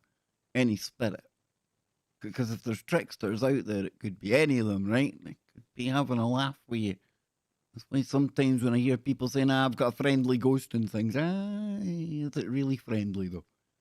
Or they're just trying to let you to get your guard down, then it's going to turn out, all wereman on I'll you. swallow your soul. I'll swallow your soul. 1999. Oh, you guys want Chupacabra. to hear some woo out of nowhere? This Oh, is yeah, man. total Random so woo. in Naysay's world. Okay, you know that famous day in infamy on the 7th ember on that 11th date? yes. You know what I'm talking about, right? Okay, so I have now been watching or listening to The Sopranos because it has audio description to it, and I did enjoy the series, and I'm revisiting it as background noise. But they're describing the opening credits, and if you play the opening credits in reverse, it basically tells you about from somewhere else near New York, planes take off, and their ending is the 11, the twin. Yeah, whatever. Interesting. Yeah. But that has been bothering me because as I listen to it being described, all of a sudden I'm like, if you describe that in reverse, it's telling the story. And so today I go on the internet and I'm like, when did The Sopranos come out? And lo and behold, it was during its run that date occurred. So it was out before that date occurred. So I thought, yeah. Sorry, I just thought that was some total woo and some speculation, and I'm thinking we could do enough word gymnastics to still get the point out. And there was a Very interesting. chupacabra in the opening to segue it somehow. How on earth's name did we get there from chupacabras? What the hell am I, Yarn? Say, I'm telling you. So, chupacabra high strangeness when the creatures change their forms. Oh, so we're gonna get into some. Shapeshifting One was again. Tony Soprano. He was indeed. So, in August of 1995, the Canovanas region of the island of Puerto Rico was hit by a spate of very bizarre attacks on farm animals. The unfortunate creatures, typically goat, chickens, and pigs, were found deceased with deep puncture wounds to their necks and amid claims that significant amounts of blood were missing from their corpses. Farmers were on edge, and the media had an absolute field day, and the people of Puerto Rico were plunged into states that ranged from fear to hysteria. When similar bad things happening, to farm animals began to be reported in numerous other parts of Puerto Rico, that fear was amplified to even greater levels, all of which is hardly surprising when one takes into consideration the physical appearance of the beast that was believed to be behind all of the slaughtering. The first person, so far as we know, to see the beast was a woman named Madeline Tolentino, who lived in Canavanas, the initial scene of all the action, and whose story is told in Ben Radford's 2011 book, Tracking the Chupacabra. She described it as being a fairly compact animal that ran on two legs in a strange hopping style, and which had what looked like a row of feathers running down the back of its head and spine. As media interest grew and grew, so did sightings of the mysterious monster. But that's when things became not just interesting, but beyond interesting. There's a very good reason for that. Not everyone saw the same beast that Tolentino encountered, or at least it did not look the same. It is one thing to just suggest that in the 1990s, one unknown and dangerous animal was on the loose on Puerto Rico. It's quite another, however, to suggest that multiple strange creatures were running wild on the island. And yet that appears to have been exactly what was going on. Unless all of the reports were of the same monster, but given their physical differences, how could that be? Very easily, that is how, if the Chupacabra is a shapeshifter, as amazing as it may sound, a significant amount of data points in that specific direction. So, you know, much like talk about the Kelpie, Kev, and all of these different kind of shapeshifting, you know, the Bunyip. You know, the Bunyip seems to be another sort of example of this sort of entity or being that can camouflage or shapeshift itself into whatever it feels like it needs to do. You know, it must be its way of camouflaging itself somehow or whatever. So my speculation go for it. That because the Chupacabra was witnessed so many different times, I think now we know what the Queen Mother does for vacation. And because she's the queen, she's like, I don't care if they see me or not. But now that she's gotten so old, she hasn't been out in public lately in Puerto Rico. And so the royal family has continued on her travels. And since it is the royal family, they don't all look exactly the same, but a little variation in being the queen bloodline. Oh, and then,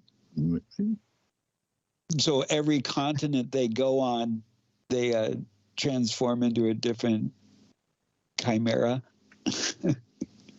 They leave a different Chupacabra.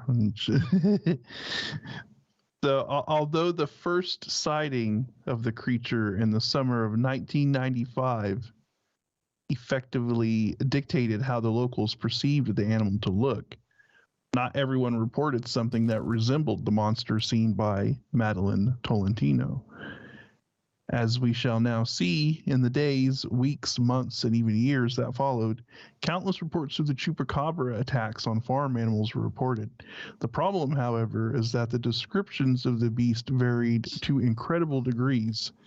In some cases, witnesses told of seeing an animal that did not have the feathery line running down the back of its head, neck, and spine, as described by Tolentino. Instead, they saw a row of menacing-looking spikes, which stood erect around the fur 4 to 5 inches in length, and of course it would have been very hard to mistake a line of feathers for a row of vicious spikes. Then there was the matter of how the animal ran. According to both Tolentino and the majority of the early witnesses, it was a bipedal beast, albeit one which bounced along in a bizarre hopping fashion. Others, however, were sure that the creatures they saw ran on 4 limbs only, and there was nothing bizarre about its movements. They were likened to the way in which a large cat, such as a mountain lion, would stalk its prey. Now let us take a look at the eyes of the chupacabra. Some sightings involved creatures with bright blue eyes. In other cases, the eyes were of a piercing, devilish red and glowing variety. The most significant factor, however, was the matter of the wings of the chupacabra. Yes, that is correct. Wings. So things do get interesting. In some cases, but most certainly not all, the creatures were said to have had large and powerful looking bat-like wings. In other words, they were black and leathery looking. When faced with such stories, other witnesses swore the monsters had absolutely no wings at all. Adding to the puzzle is the fact that on my second expedition to seek out the Puerto Rican chupacabra, I spoke with a man named Pancho who saw such a thing, but which had wings like those of a large bird. They were feathery. Wow, I mean, so we're talking about a radical kind of shift in different sort of experiences here. You know, I hear that about the wings. It almost sounds Mothman-ish, right, Kev? Very, very, man. You know, you start getting like red glowing eyes and wings, and then you're getting in more into Mothman kind of territory. So it is very interesting. Would you rather have feather wings or bat-like wings? Ooh, I don't know. Something about the bat-like wings, I that creeps me out. So I would. Yeah, it's like that flying fox thing we looked at once before. They grow pretty big. That whole like see-through, translucent kind of wing hang going on. I don't know. That's kind of terrifying. Yeah. I mean, all leathery looking and. Yeah, if I just saw like a big bird-like creature with feathers, then I'm like, at least my brain would go, okay, bird. But you get something with like leathery skin, usually your brain starts going, what's going on here? Don't like it. Run. The ability to fly, I would take either or. Yep. Yeah. I mean, however it manages to be achievable, then I guess I'll just have to go with it. So most controversial of all are the reports of the chupacabra transforming into a large and lumbering Bigfoot. Whoa! You see, this is where you have to start opening your mind to the fact the trickster. Yeah, I mean, we could be dealing with just one shape-shifting entity.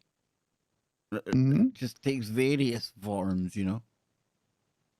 I'm open to that, it makes man. me think of it makes me think about my theory that, you know, through technology, if an extraterrestrial or even an interterrestrial has some kind of suit on or mental telepathy, like the very first episode of Star Trek, where they could, with their big brains, you know, project whatever the individual witnessing or observing, they could project the perspective.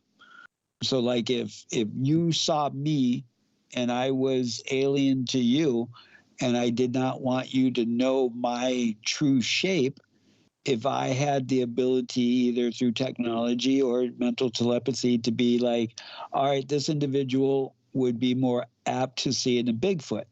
And then lo and behold, their experience is seeing a Bigfoot.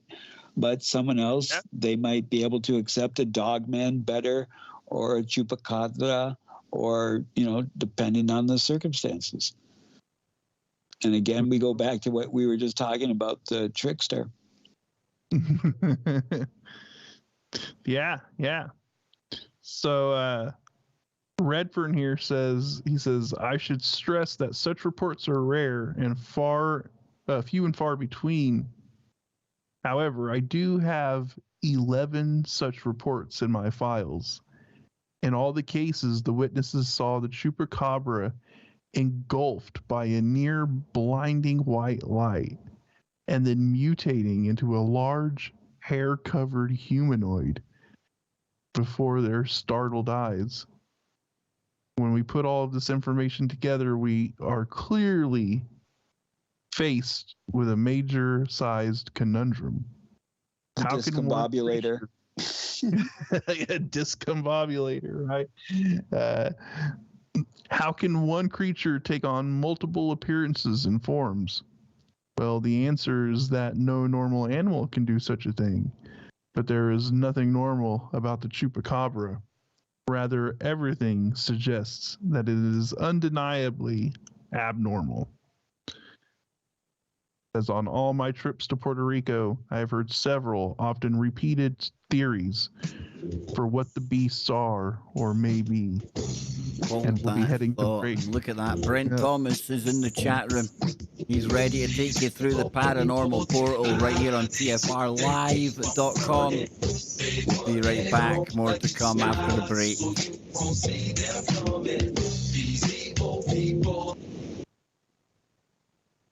There we go. There we go. And don't worry, folks. We're all about keeping the crowd happy around here. The Wookiee will be back. The Wookiee will bring us in after the break. The people have spoken, boys. The people have spoken. They want to return to the Wookiee. We're having none of it. They want the Wookiee. Please don't take my Wookiee away.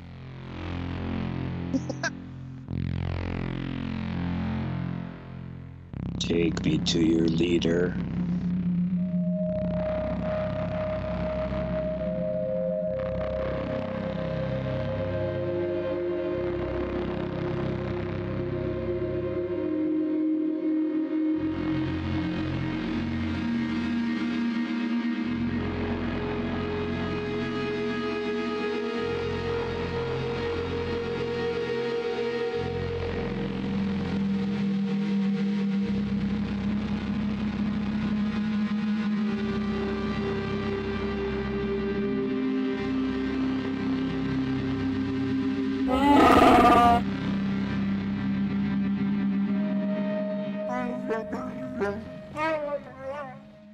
That's the Wookiees all sad because we've not been using them. Listen to them.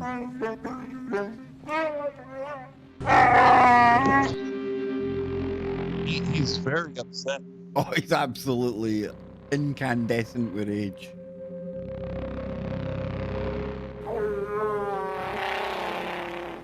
Yeah. That sounds like a wet Wookiee.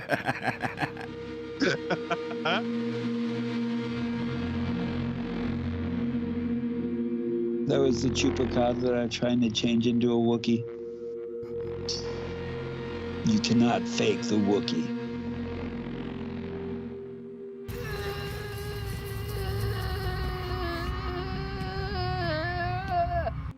Excuse me, it's ma'am.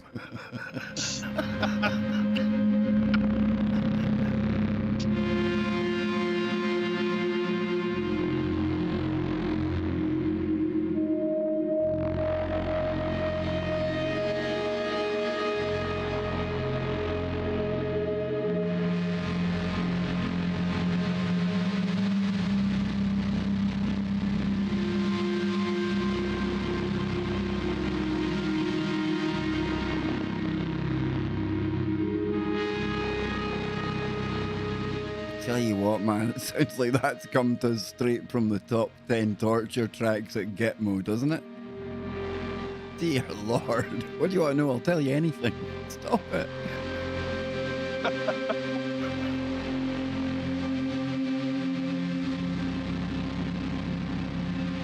It's the last noise you hear before the discombobulator.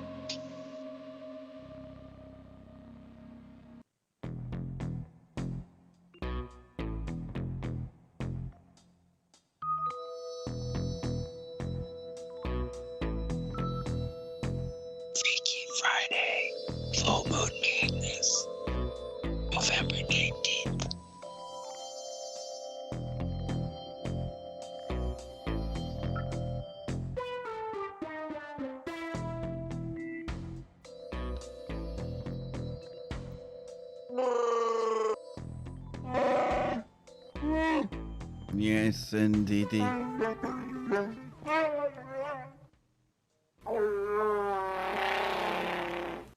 That's right, ladies and gentlemen.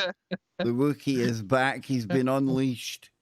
It sounds like he's been eating a terrible amount of beans.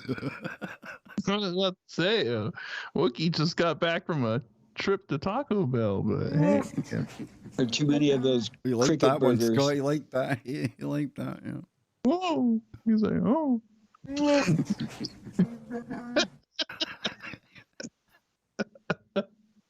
Ay, ay, ay, ay, ay, ay. Oh Mhm. man. 1 hour to go. I promise I'll behave. I'm steadily getting more insane as the night goes on. It's the lunacy, the Luna, the moon. Half-blood beaver moon. Sounds like Yeah, it really sounds like a though? woke version of a Rambo movie, doesn't it? Half-blood beaver moon. Starring Harbo. Excuse me, it's ma'am. The excitement about this lunar ember is that at the next new moon, shortly thereafter, the days are going to be getting longer already. Damn, I'm wishing it away that quickly. We're not even at Christmas yet, and we've got like Christmas ads on over here. It's wow. Oh, it just gets quicker and quicker every year, man. Somebody I know. slow it down, eh? Next week is Gluttony Day here in America.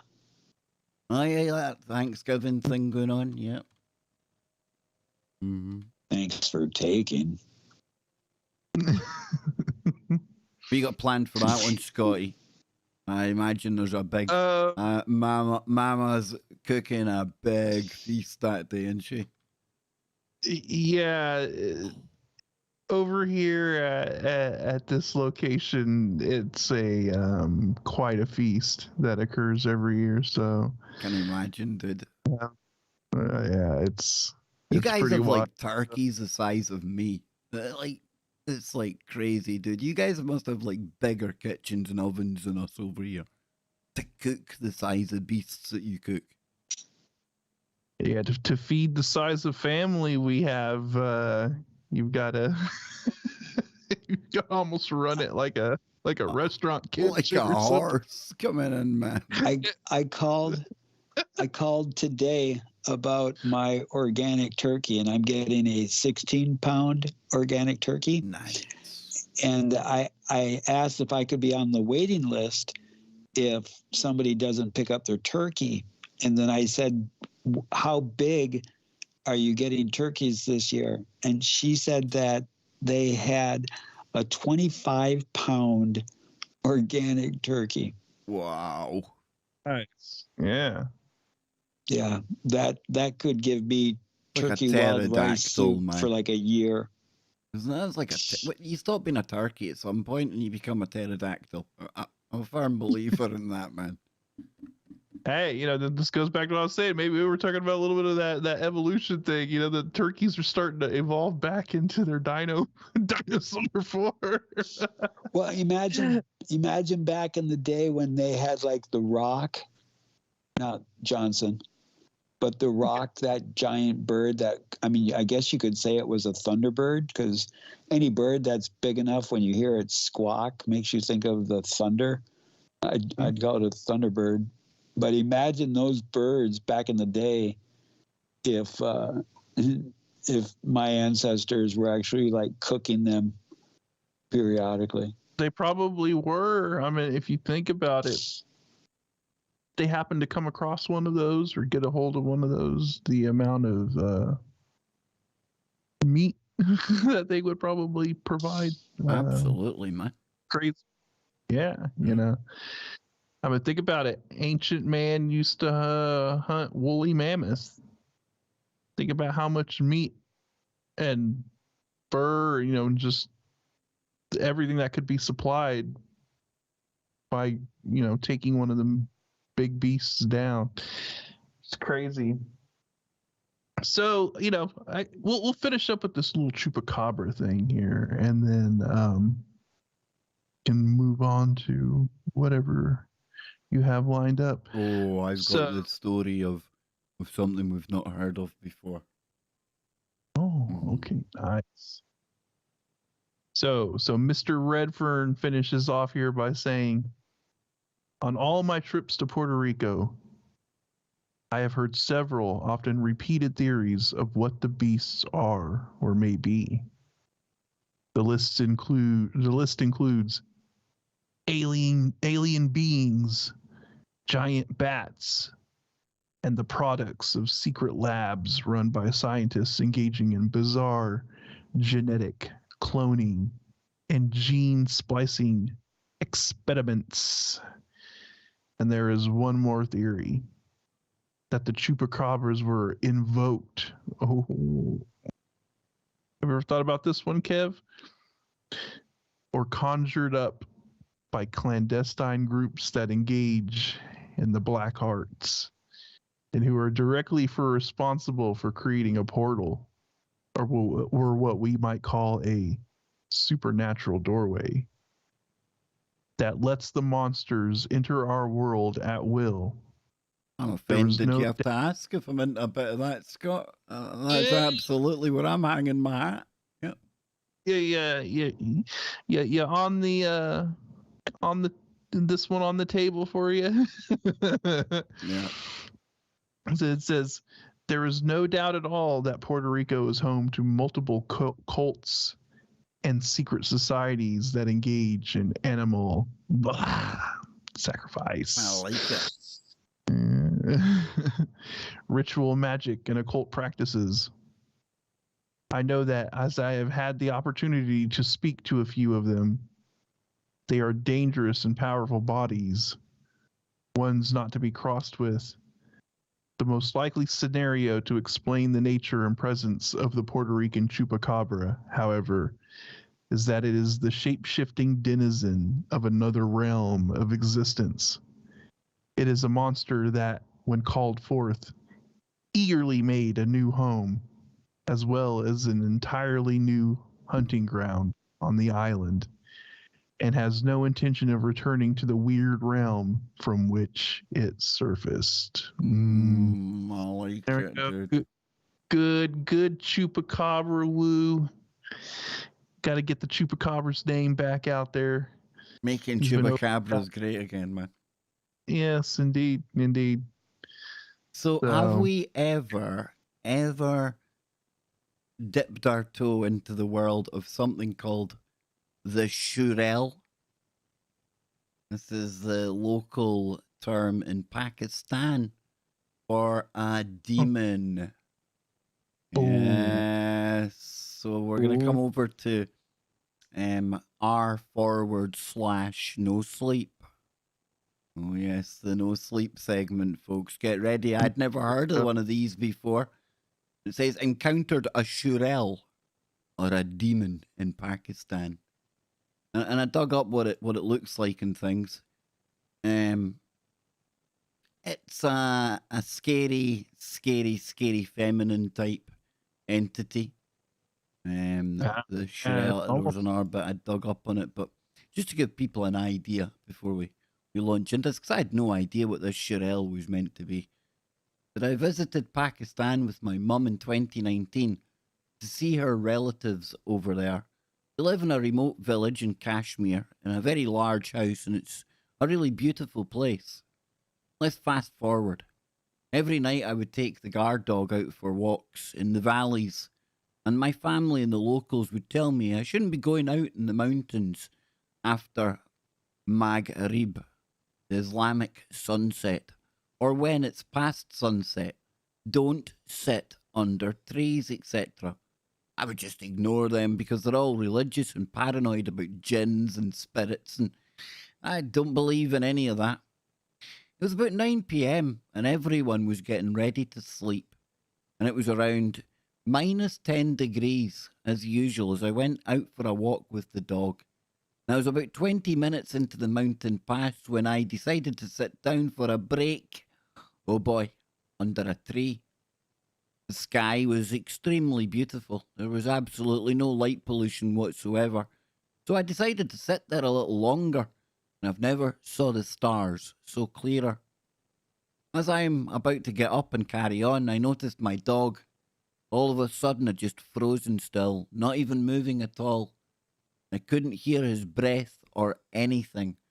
I tried nudging him to see what's up, but he wouldn't even flinch as I stood up from the dog and turned around. Literally, about 5 inches from me was this thing I'm about to describe.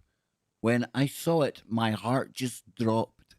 I knew straight away this ain't right. Now, there's no full stops whatsoever in any of these paragraphs. So if it sounds like I'm reading it in one big long sentence, I'm having to try and judge where it should be broken up, right? Because the thing was about 7 feet tall, and its feet were backwards. I didn't look up. I just looked at the ground and closed my eyes. I physically couldn't move. All as I could feel was it breathing down my face. It was ice cold. This ordeal went on for nearly an hour, and it was the longest hour I've ever experienced. I thought I was going to genuinely die. It was a living hell. I had my eyes closed for the duration, and I could feel the thing just breathing on me. It didn't say anything. It didn't even touch me. When the breathing stopped, I opened my eyes slowly, and it was gone. I picked up my dog, Bear in mind. I was shaking uncontrollably, who was still there, frozen. Put him on my shoulder, and he was a young bully cooter. He was really heavy, about 40 kilograms, and made my way as fast as I could back home. I woke my mum, and I told her what had happened, and my grandparents took me immediately to the mosque and had the leader do a lot of prayers for me. The Hafiz explained to me what it was, and it was a shurel. It mostly targets young men by turning itself into a beautiful woman and luring them to their passing. He didn't know why I seen one in its true self, apparently. I was cursed by the thing, but the prayers of Allah would lift it, inshallah. So I never went out after sunset again to that area. Fast forward 3 weeks. The night before we were going back to the US, I woke up around 3 a.m. and everyone was fast asleep. And for some reason, I got up from my bed and I looked out of the window to see if the dog was roaming around. I didn't see the dog, but I saw the Shirelle again, this time sat under the tree in our courtyard, staring right at me. This time she looked like a beautiful woman in a beautiful red sari, one that is typically seen worn by women who are getting married, and was pale with long black hair, beautiful piercing blue eyes. I stared at her for a good few minutes and I could feel her calling for me. I shut the curtains and covered myself in the blanket and fell asleep. I didn't tell anyone what I saw and left for Oregon the next day. I got back to the US and it was still on my mind for months. I was worried I might see it again. No, that's a bit extreme, but it appeared in the courtyard to me. But thankfully, I haven't seen it since. That's pretty much it, and some advice. Anyone visiting rural Pakistan, don't go out alone after sunset, and definitely don't go sitting under trees. That's what the Wookiee says to that one. Yep, the Shirelle, ladies and gentlemen, the Shirelle. Almost sounds kind of like very similar to maybe the succubus or something along those lines, you know. It says here it's also spelled as Charail, Churiel, Chudale, Chudel, Churail, Chudale, Chudel, or Cuddle. It's a mythical or legendary creature resembling a woman, which may be a demonic or demonical reverence said to occur in South Asia and Southeast Asia, particularly popular in India, Bangladesh, and Pakistan. The Shirelle is typically described as the ghost of an unpurified living thing.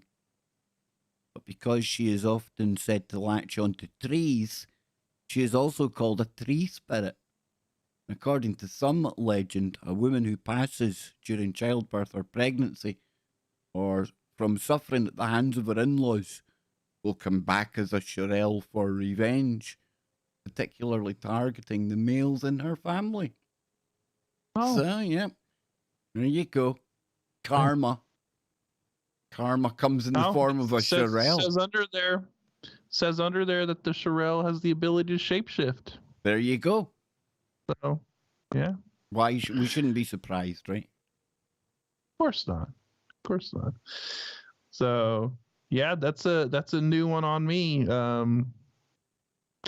Doesn't sound like you want to be interacting with any sort of demonic temptresses out in the rural areas of Pakistan.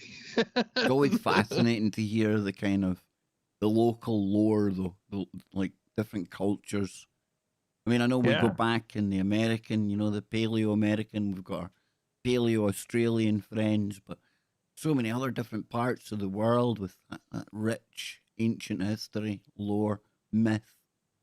And of course, you know what we say about myths and things? We say it's all based on something, right? Exactly right. And it also, you could take a lot of these things and compare them to other myths and other like stories from other cultures and like try to find the parallels between them, because then you sometimes find out, oh, they're actually talking about the same entity, the same being, they just have a different name for it. But by the descriptions and by the of the traits and characteristics of these things, we could be talking about the same thing that people globally are experiencing it. So that's why I said it sounds a lot like kind of like the succubus stuff, and it also kind of has the same sort of vibe as like kind of like the banshee and the mermaids that tempt you to the water, and once now we're going back to the mermaid thing, right? But they tempt you to the water and then to your ultimate doom. So a lot of similarities with stuff like that.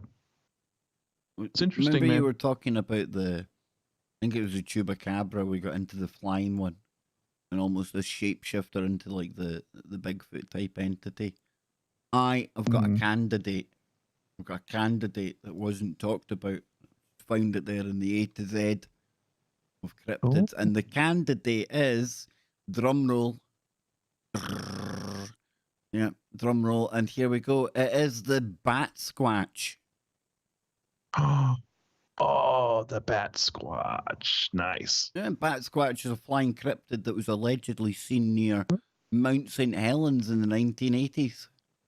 It resembles a flying primate similar to the ahul or the orangbati of Southeast Asia. And its name is a portmanteau derived from the word bat and Sasquatch. Should have guessed it. A witness allegedly took several pictures of the creature. However, these pictures have not yet been analysed and thus cannot prove the creature's existence. Mount St. Helens. Something about volcanoes and weird things flying around them. I'm just saying.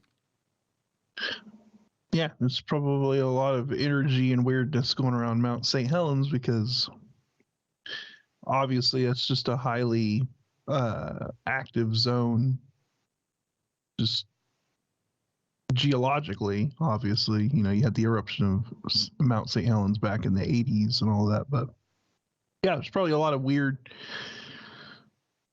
natural energetic portal activity, I would think. And of course that whole area too, Kev. I mean, that's Sasquatch country.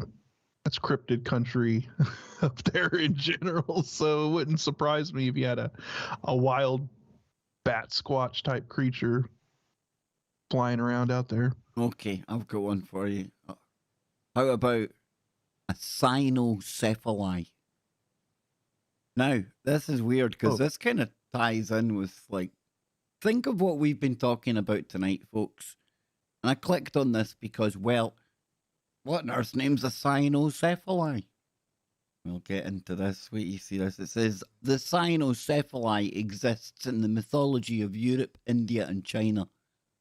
The legends of all three of these creatures originally said that the cynocephaly resided somewhere in the wildlands of west of Tibet and north of Persia, modern day Iran. The European legends later began placing siphoncephali in all unexplored regions. In Europe, they were described as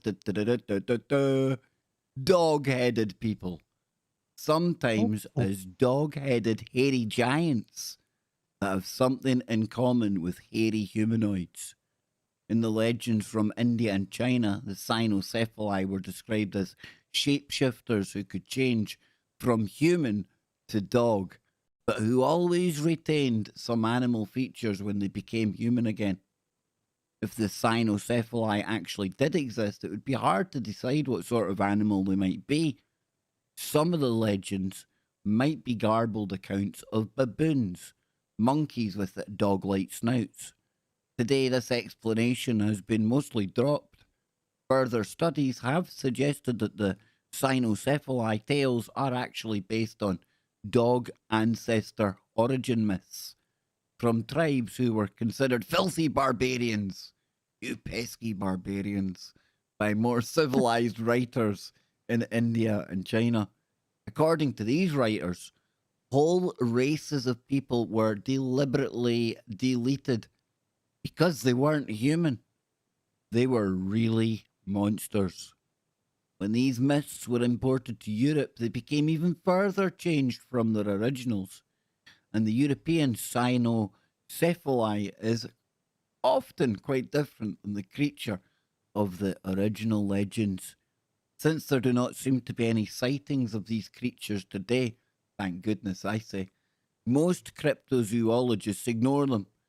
To a few who do pay attention to them, the cynocephali are viewed as either just one of a kind of hairy humanoid, or as a cryptid canine of some sort.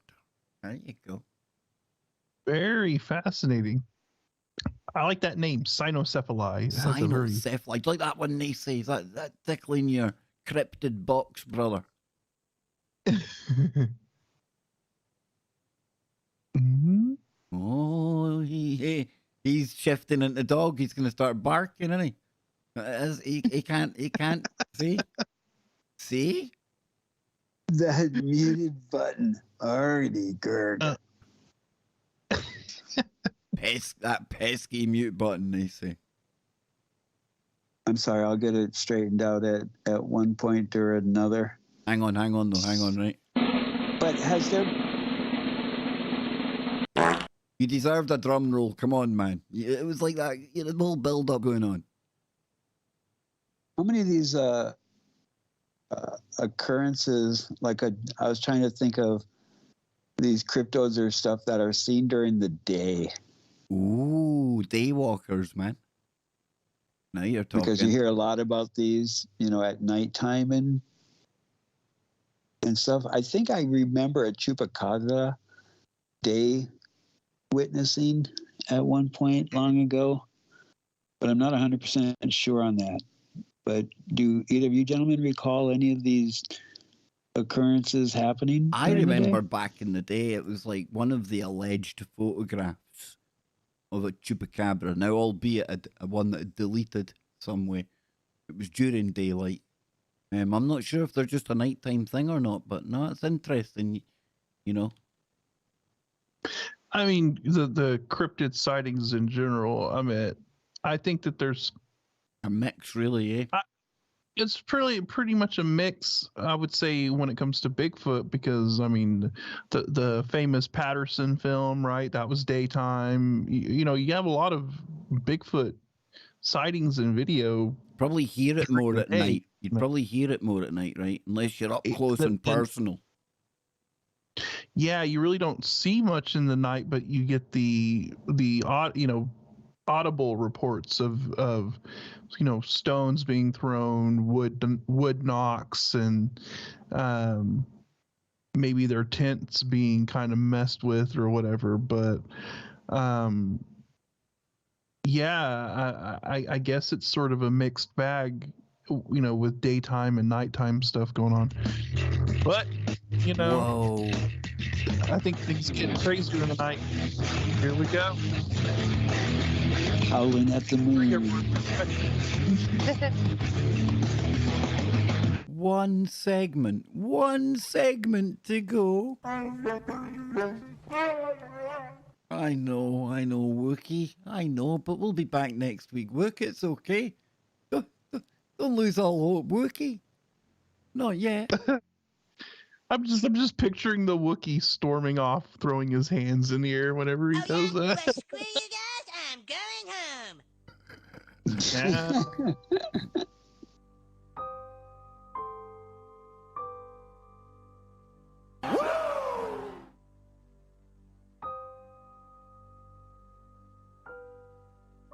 Excuse me, it's ma'am.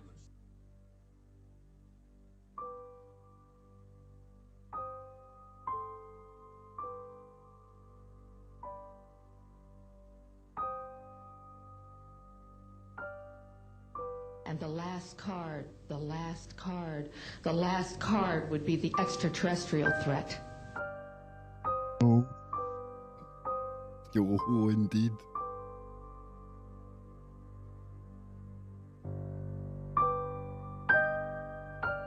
I thought it would be the chupacabra threat. Oh.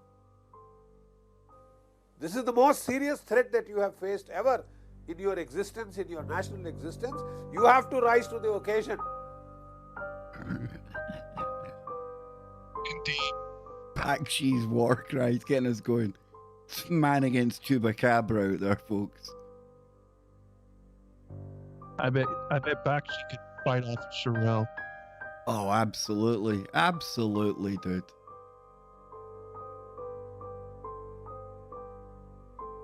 It's not going to let some Pakistani Sherelle boss him around. Exactly.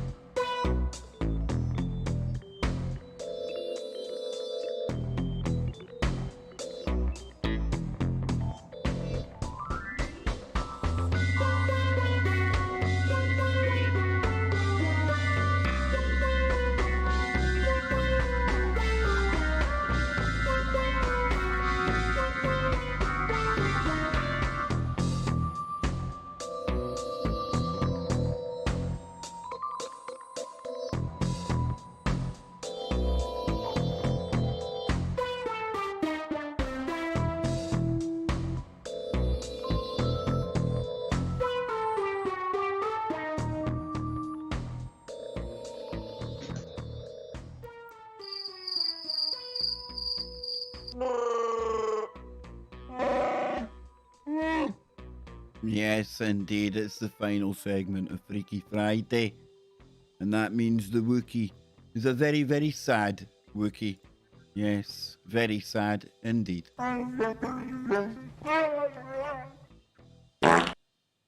Yeah.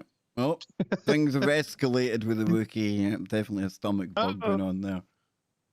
Guys, one segment left, and then we hand off over to Brent Thomas and Don Longbeard. And they're firing up the paranormal portal. Wonder where the guys are going this week. It's always good woo over there. And it comes up right after Freaky Friday every week. All of your paranormal needs taken care of. Yes, indeed. Yeah. Where now, boys? Where now? Nacy, throw us in some. Oh, Scott Lopez dropping. Or who are we going to? Go to Nacy. I'll dig something up. We'll dig something up here. What are you making of it all, Nacy? What are you making all this cryptid woo? You know those updates on that app? It's updated. It's updated, and it keeps on muting you. Well, it's just that whole, if you swipe too much to the right, then you skip the mute. And then you got to kind of go through the whole cycle of it again for it to come around. One of those joys of, being two-eye blind, third eye sighted. Trust me, Nacy, even the fully sighted have great issues when it comes to Skype. I tell you, man, it doesn't discriminate. It hates us all. The question, my thoughts on the cryptodes, it makes me ponder a lot now with the technological advancement of the computers being able to make such pixelation, with the technology of having the smallest pixels, so where you can doctor these digital images. That part bums me out. But when it comes to the old VHS magnet tapes, those are kind of hard to poo-poo, like the digital, because to mess with the magnet, you can't. You can't mess with the electromagnetic tapes, brother, isn't it? Whole different ball game. So yeah, and I don't know the difference between what an electromagnetic interference will do to a CD comparatively to a VHS tape, but yeah, and then throw on top of it that I'm blind, because I'd love to check out all of these newer videos that are being released about alleged witnesses. And on my reservation, as I shared with you guys a couple weeks ago about a dear friend of mine who went out in the woods and he heard a blood-curdling scream that wasn't humanoid, but he was talking about going out there and checking the area again, because he's kind of that type of individual where, like me, I would go through the experience and say, okay, cool, but do I really want to test it again and go looking for something out in the woods that gave you a blood-curdling scream? Physically fit, I'd be all about it. In my situation now, I'd be 50-50. You gotta be careful what you wish for when you go down those woods. That's all I'm saying. Yeah. Yeah. Mm-hmm. Yeah, exactly. Yeah, you definitely don't want to go. Sometimes when there's clowns around. Oh, yeah, Nacy, you might have ran out there and ran into a clown, or even worse, a churel. Have you guys heard of Fort Snelling? Fort Snelling. It was one of the most west forts, before the Louisiana Purchase and all that in the Minnesota Territory. And Fort Snelling was and it was made up on the bluff. But in its history of Fort Snelling, there was hundreds and hundreds of Native Americans that died or were murdered around the fort. And now it was a tourist place. And we've talked about before about having really scary experiences or scary circumstances where we're like, get me the heck out of here now.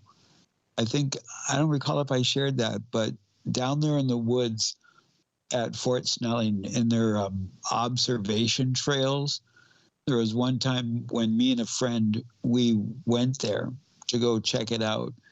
And we both at one point got so creeped out that we took an exit stage left and knew that it was only about 20 yards cutting through the forest, and we would come to the parking lot instead of turning around and running back up the trail. That me and her were like, nope, we're not going further. And something about going further had us both edgy enough that we're like, all right, what's the quickest way to get out of these woods? And we took it, that was your sixth sense kicking in. That was your natural ability of sensing that something wasn't right and that the energy and the vibration around there wasn't good. And so, it was your body reacting, telling you, hey man, you got to get out of here because something ain't right.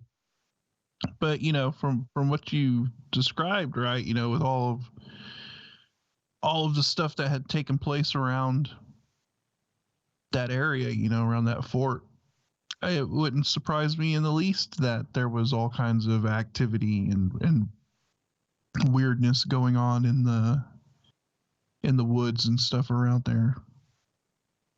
But I do, looking back at it, I do think I fed off of her fear.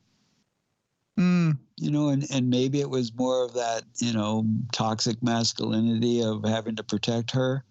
Because I do remember, like I kept me in between the path and her. And I was kind of like edging her on to like move it in front of me. Because I could have easily, the joke is when you go out in the woods, your most effective tool of surviving is to be faster than the person you go in the woods with. Yeah. But I don't know. I mean, it seems like y'all both, started getting that feeling. So there was, it seems like there was definitely a vibe or something that just wasn't right out there. So, it's crazy, man. And then, from what you said about the scream and stuff, coming from the woods, that's, I think there's something going on out there, man.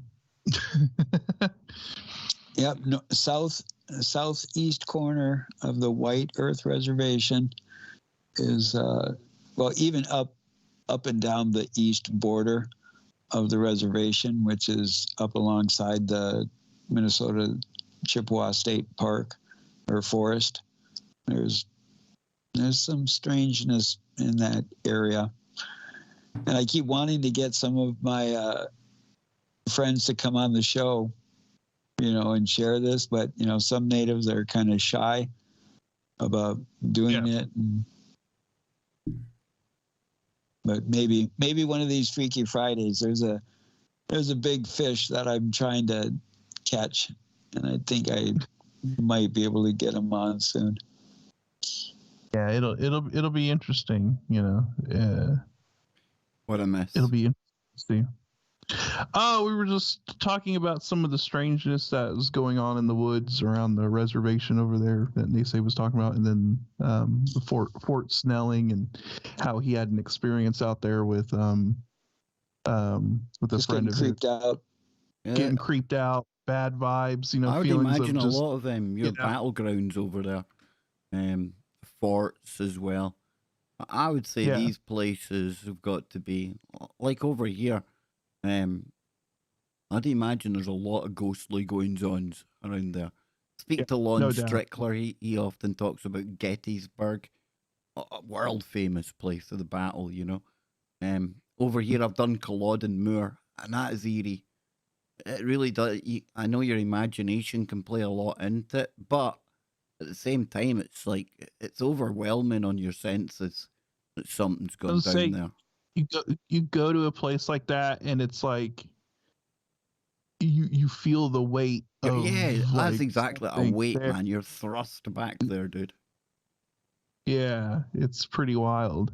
Yeah. You know, it just shows all that. I think all that energy is imprinted in that location, and you're just getting like a concentrated dose, you know, feeling of that imprint once you go into those locations. It's pretty wild. Real men. Real men. Yeah, it's Yeah. Now we'd be drawing mobile phones and taking selfies before we go into Pokemon battle, you know. And that'll be it. My Pokemon's harder than yours. Okay, you win. Selfie. Just wait till somebody has the filter, the interdimensional filter for your smartphone. So it's not going to be AR. It's going to be PR, paranormal reality, Yep. where you can hold your phone up and you'll see all the temporal disturbances of ghosties or critters that the full spectrum of our oogly googlies can't see. so basically like a real life ghost detector. You know, you just walk around and scan the spectrum around you and see what's going on. Who are you going to call? Ghost detector. Ghostbusters. Ghost. Sherlock Holmes. Oh,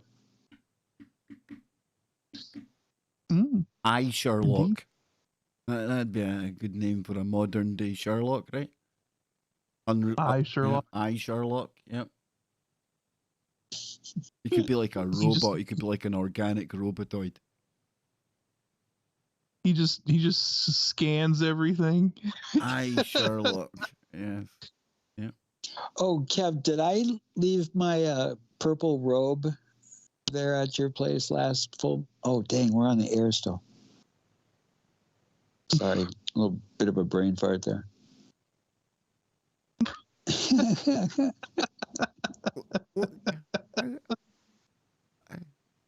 Dude, I honestly want to spend great money to get an afternoon inside your cranium.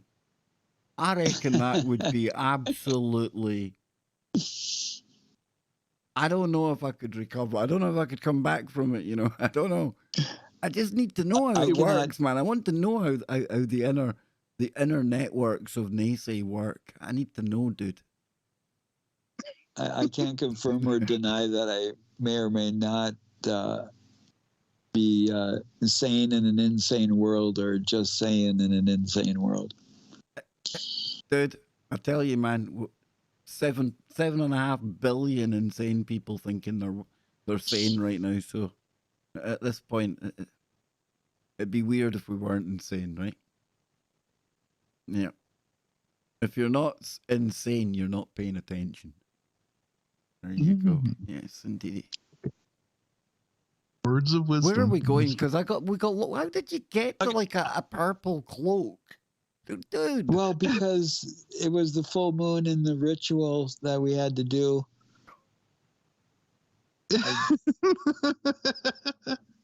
I only have 2 purple cloaks, and One of them isn't here.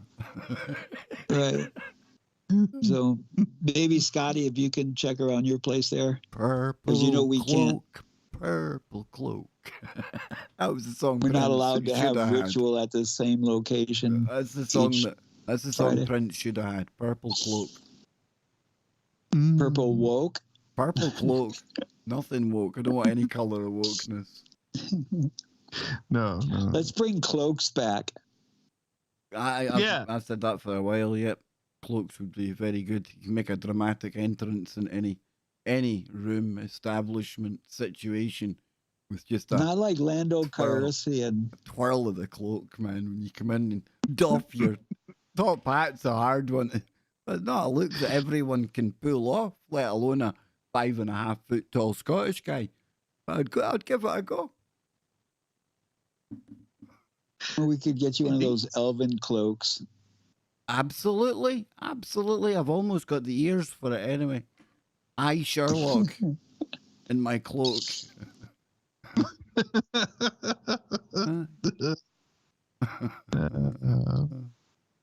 So should we get into a little bit of crazy science woo? We haven't gotten into any like weird quantum or wormhole stuff in a while. If we I must. just thought I'd throw this in just for the Full woo Whatever. spectrum.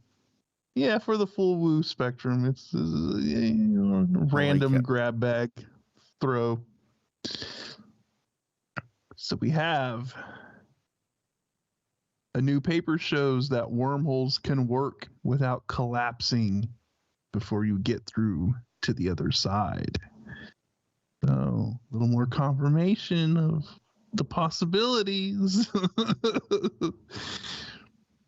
If you're one of those people who knows that that an Einstein-Rosen bridge is the formal name for a wormhole, then you probably know that neither Albert Einstein nor Nathan Rosen would set foot in their theoretical name state because they knew it might not stay stable long enough to get from one side of the universe to the other through a wormhole connected black hole and white hole, the mirror image of a black hole at the exit. However, if astronomer Arthur Stanley Eddington and physicist David Finkelstein were here, they might convince Einstein and Rosen to follow them down the wormhole because a new paper maintains that it will remain stable, and the proof is in their Eddington-Finkelstein metric. Wait, what? The Eddington-Finkelstein metric is obtained from the Schwarzschild metric by a change of the time variable. It is well known that a test mass falling into a black hole does not reach the event horizon for any finite value of the Schwarzschild time variable.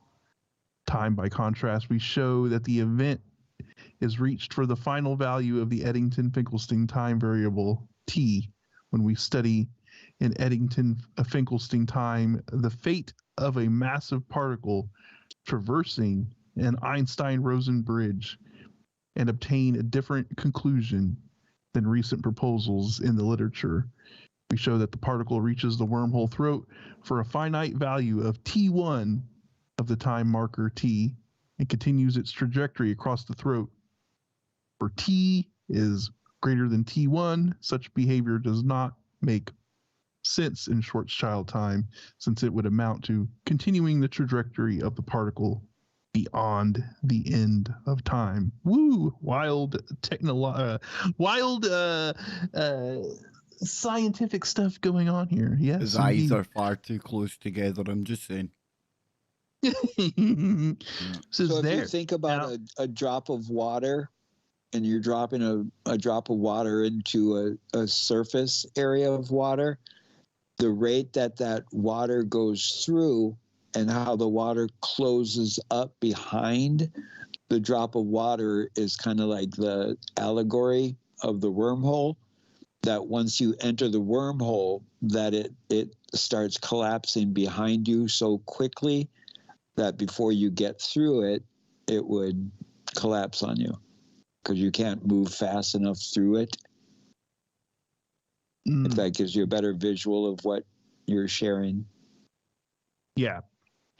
So it says there. Now do you understand? That's the abstract from that's the abstract from infall time in the Eddington Finkelstein metric with application to Einstein-Rosen bridges. The paper written by Pascal Kiorin for publication in the journal General Relativity and Quantum Cosmology on how those four geniuses plus Corian and any of you brave enough to follow them would survive a trip through the space-time in a stable wormhole. Fortunately, Live Science was able to explain the concept in terms of non-geniuses can kind of understand. A metric is a way to get from here to there. For most points in space, there are a lot of metrics. Think of options offered by your GPS, by cars, by bus, on foot. But for wormholes, Einstein and Rosen used the Schwarzschild metric from general relativity, which predicts that an object passing through a wormhole will break down, or essentially be destroyed when it reaches the black hole's event horizon, the point where not even light can escape. Kiorin and Escol Normal Superlature del... Whoa, that's a big French thing Superior going de on. Lyon. Superior de Lyon, French Institute of Higher Learning, computer scientists took a different path. The Eddington-Finkelstein metric provides a route for a particle to cross the event horizon, enter the wormhole, and exit out the white hole at the other side in a finite amount of time without any instability or destruction.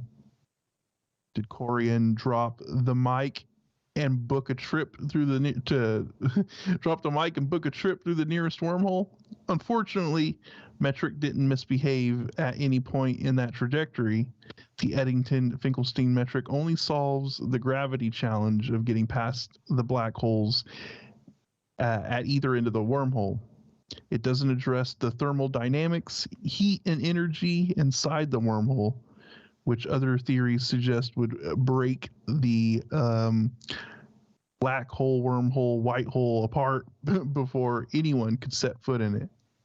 What Corian's paper does prove is that traveling through a wormhole is not impossible, nor a death sentence. General relativity says so. All we need is the right metric.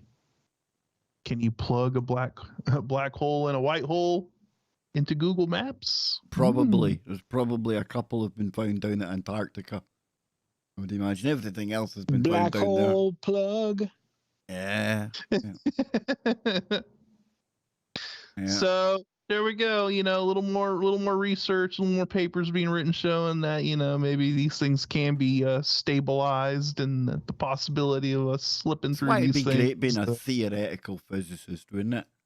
You literally just get Yeah. paid to sit around and drink coffee and like take Freaky Friday to the next level and like get money thrown at you to work out things that you Yeah. would talk about here. You But I get don't paid to think- sit around, drink coffee, and go to Speculation Island every day, pretty much. Absolutely, man. See it now, you know what my day entails, because I don't foresee it actually being a black hole. I see it being a black sphere, and from any angle or perspective of it, it'll be a sphere.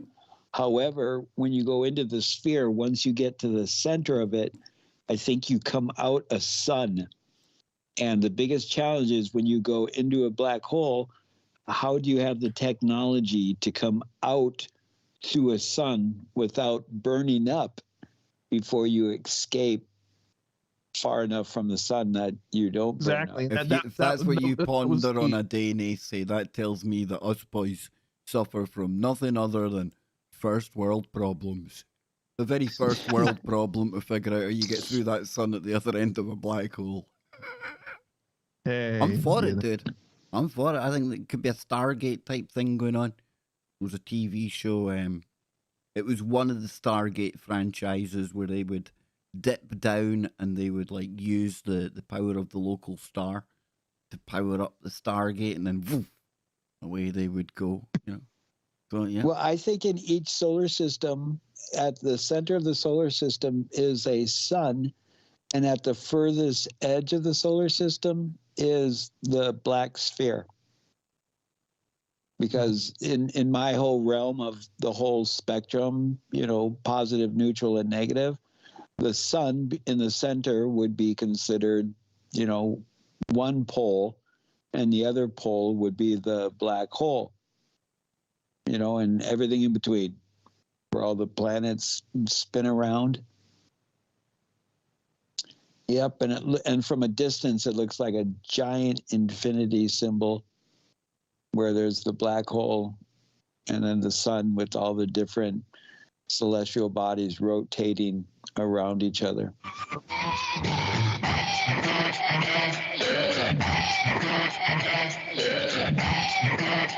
But come back next week and hear some more Freaky Friday with the Woo Crew. And on that note, ladies and gentlemen, yes, like Nacy said, next week, same time, same place, we'll be back here. Don't forget AEW Wrestling starting in 3 minutes. Don't miss that. And I'll be back on Sunday with our 3-hour plus long stream over on the other Kev Baker Show channel. Jump on over to Brent Thomas's Paranormal Portal, coming your way in 3 short minutes from me, Nacy, and Scotty. It's a very, very good night. And the last word, not the last card, the last word will go to Chewie.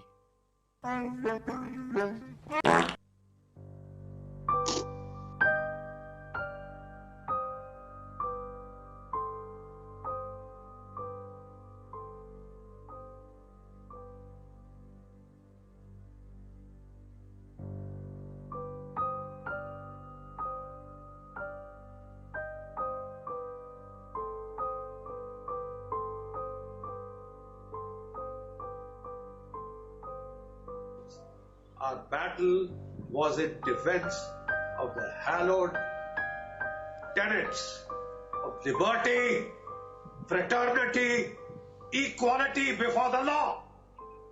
The liberty of a citizen cannot be so easily taken away and trifled with. If you are doing your duty to stand up for the truth, you cannot be muzzled. You cannot be threatened. You cannot be intimidated. A whole slew of cases cannot be put against you. We will fight and we will die if we have to. The truth will prevail. Till next time, folks, keep it real. We are out of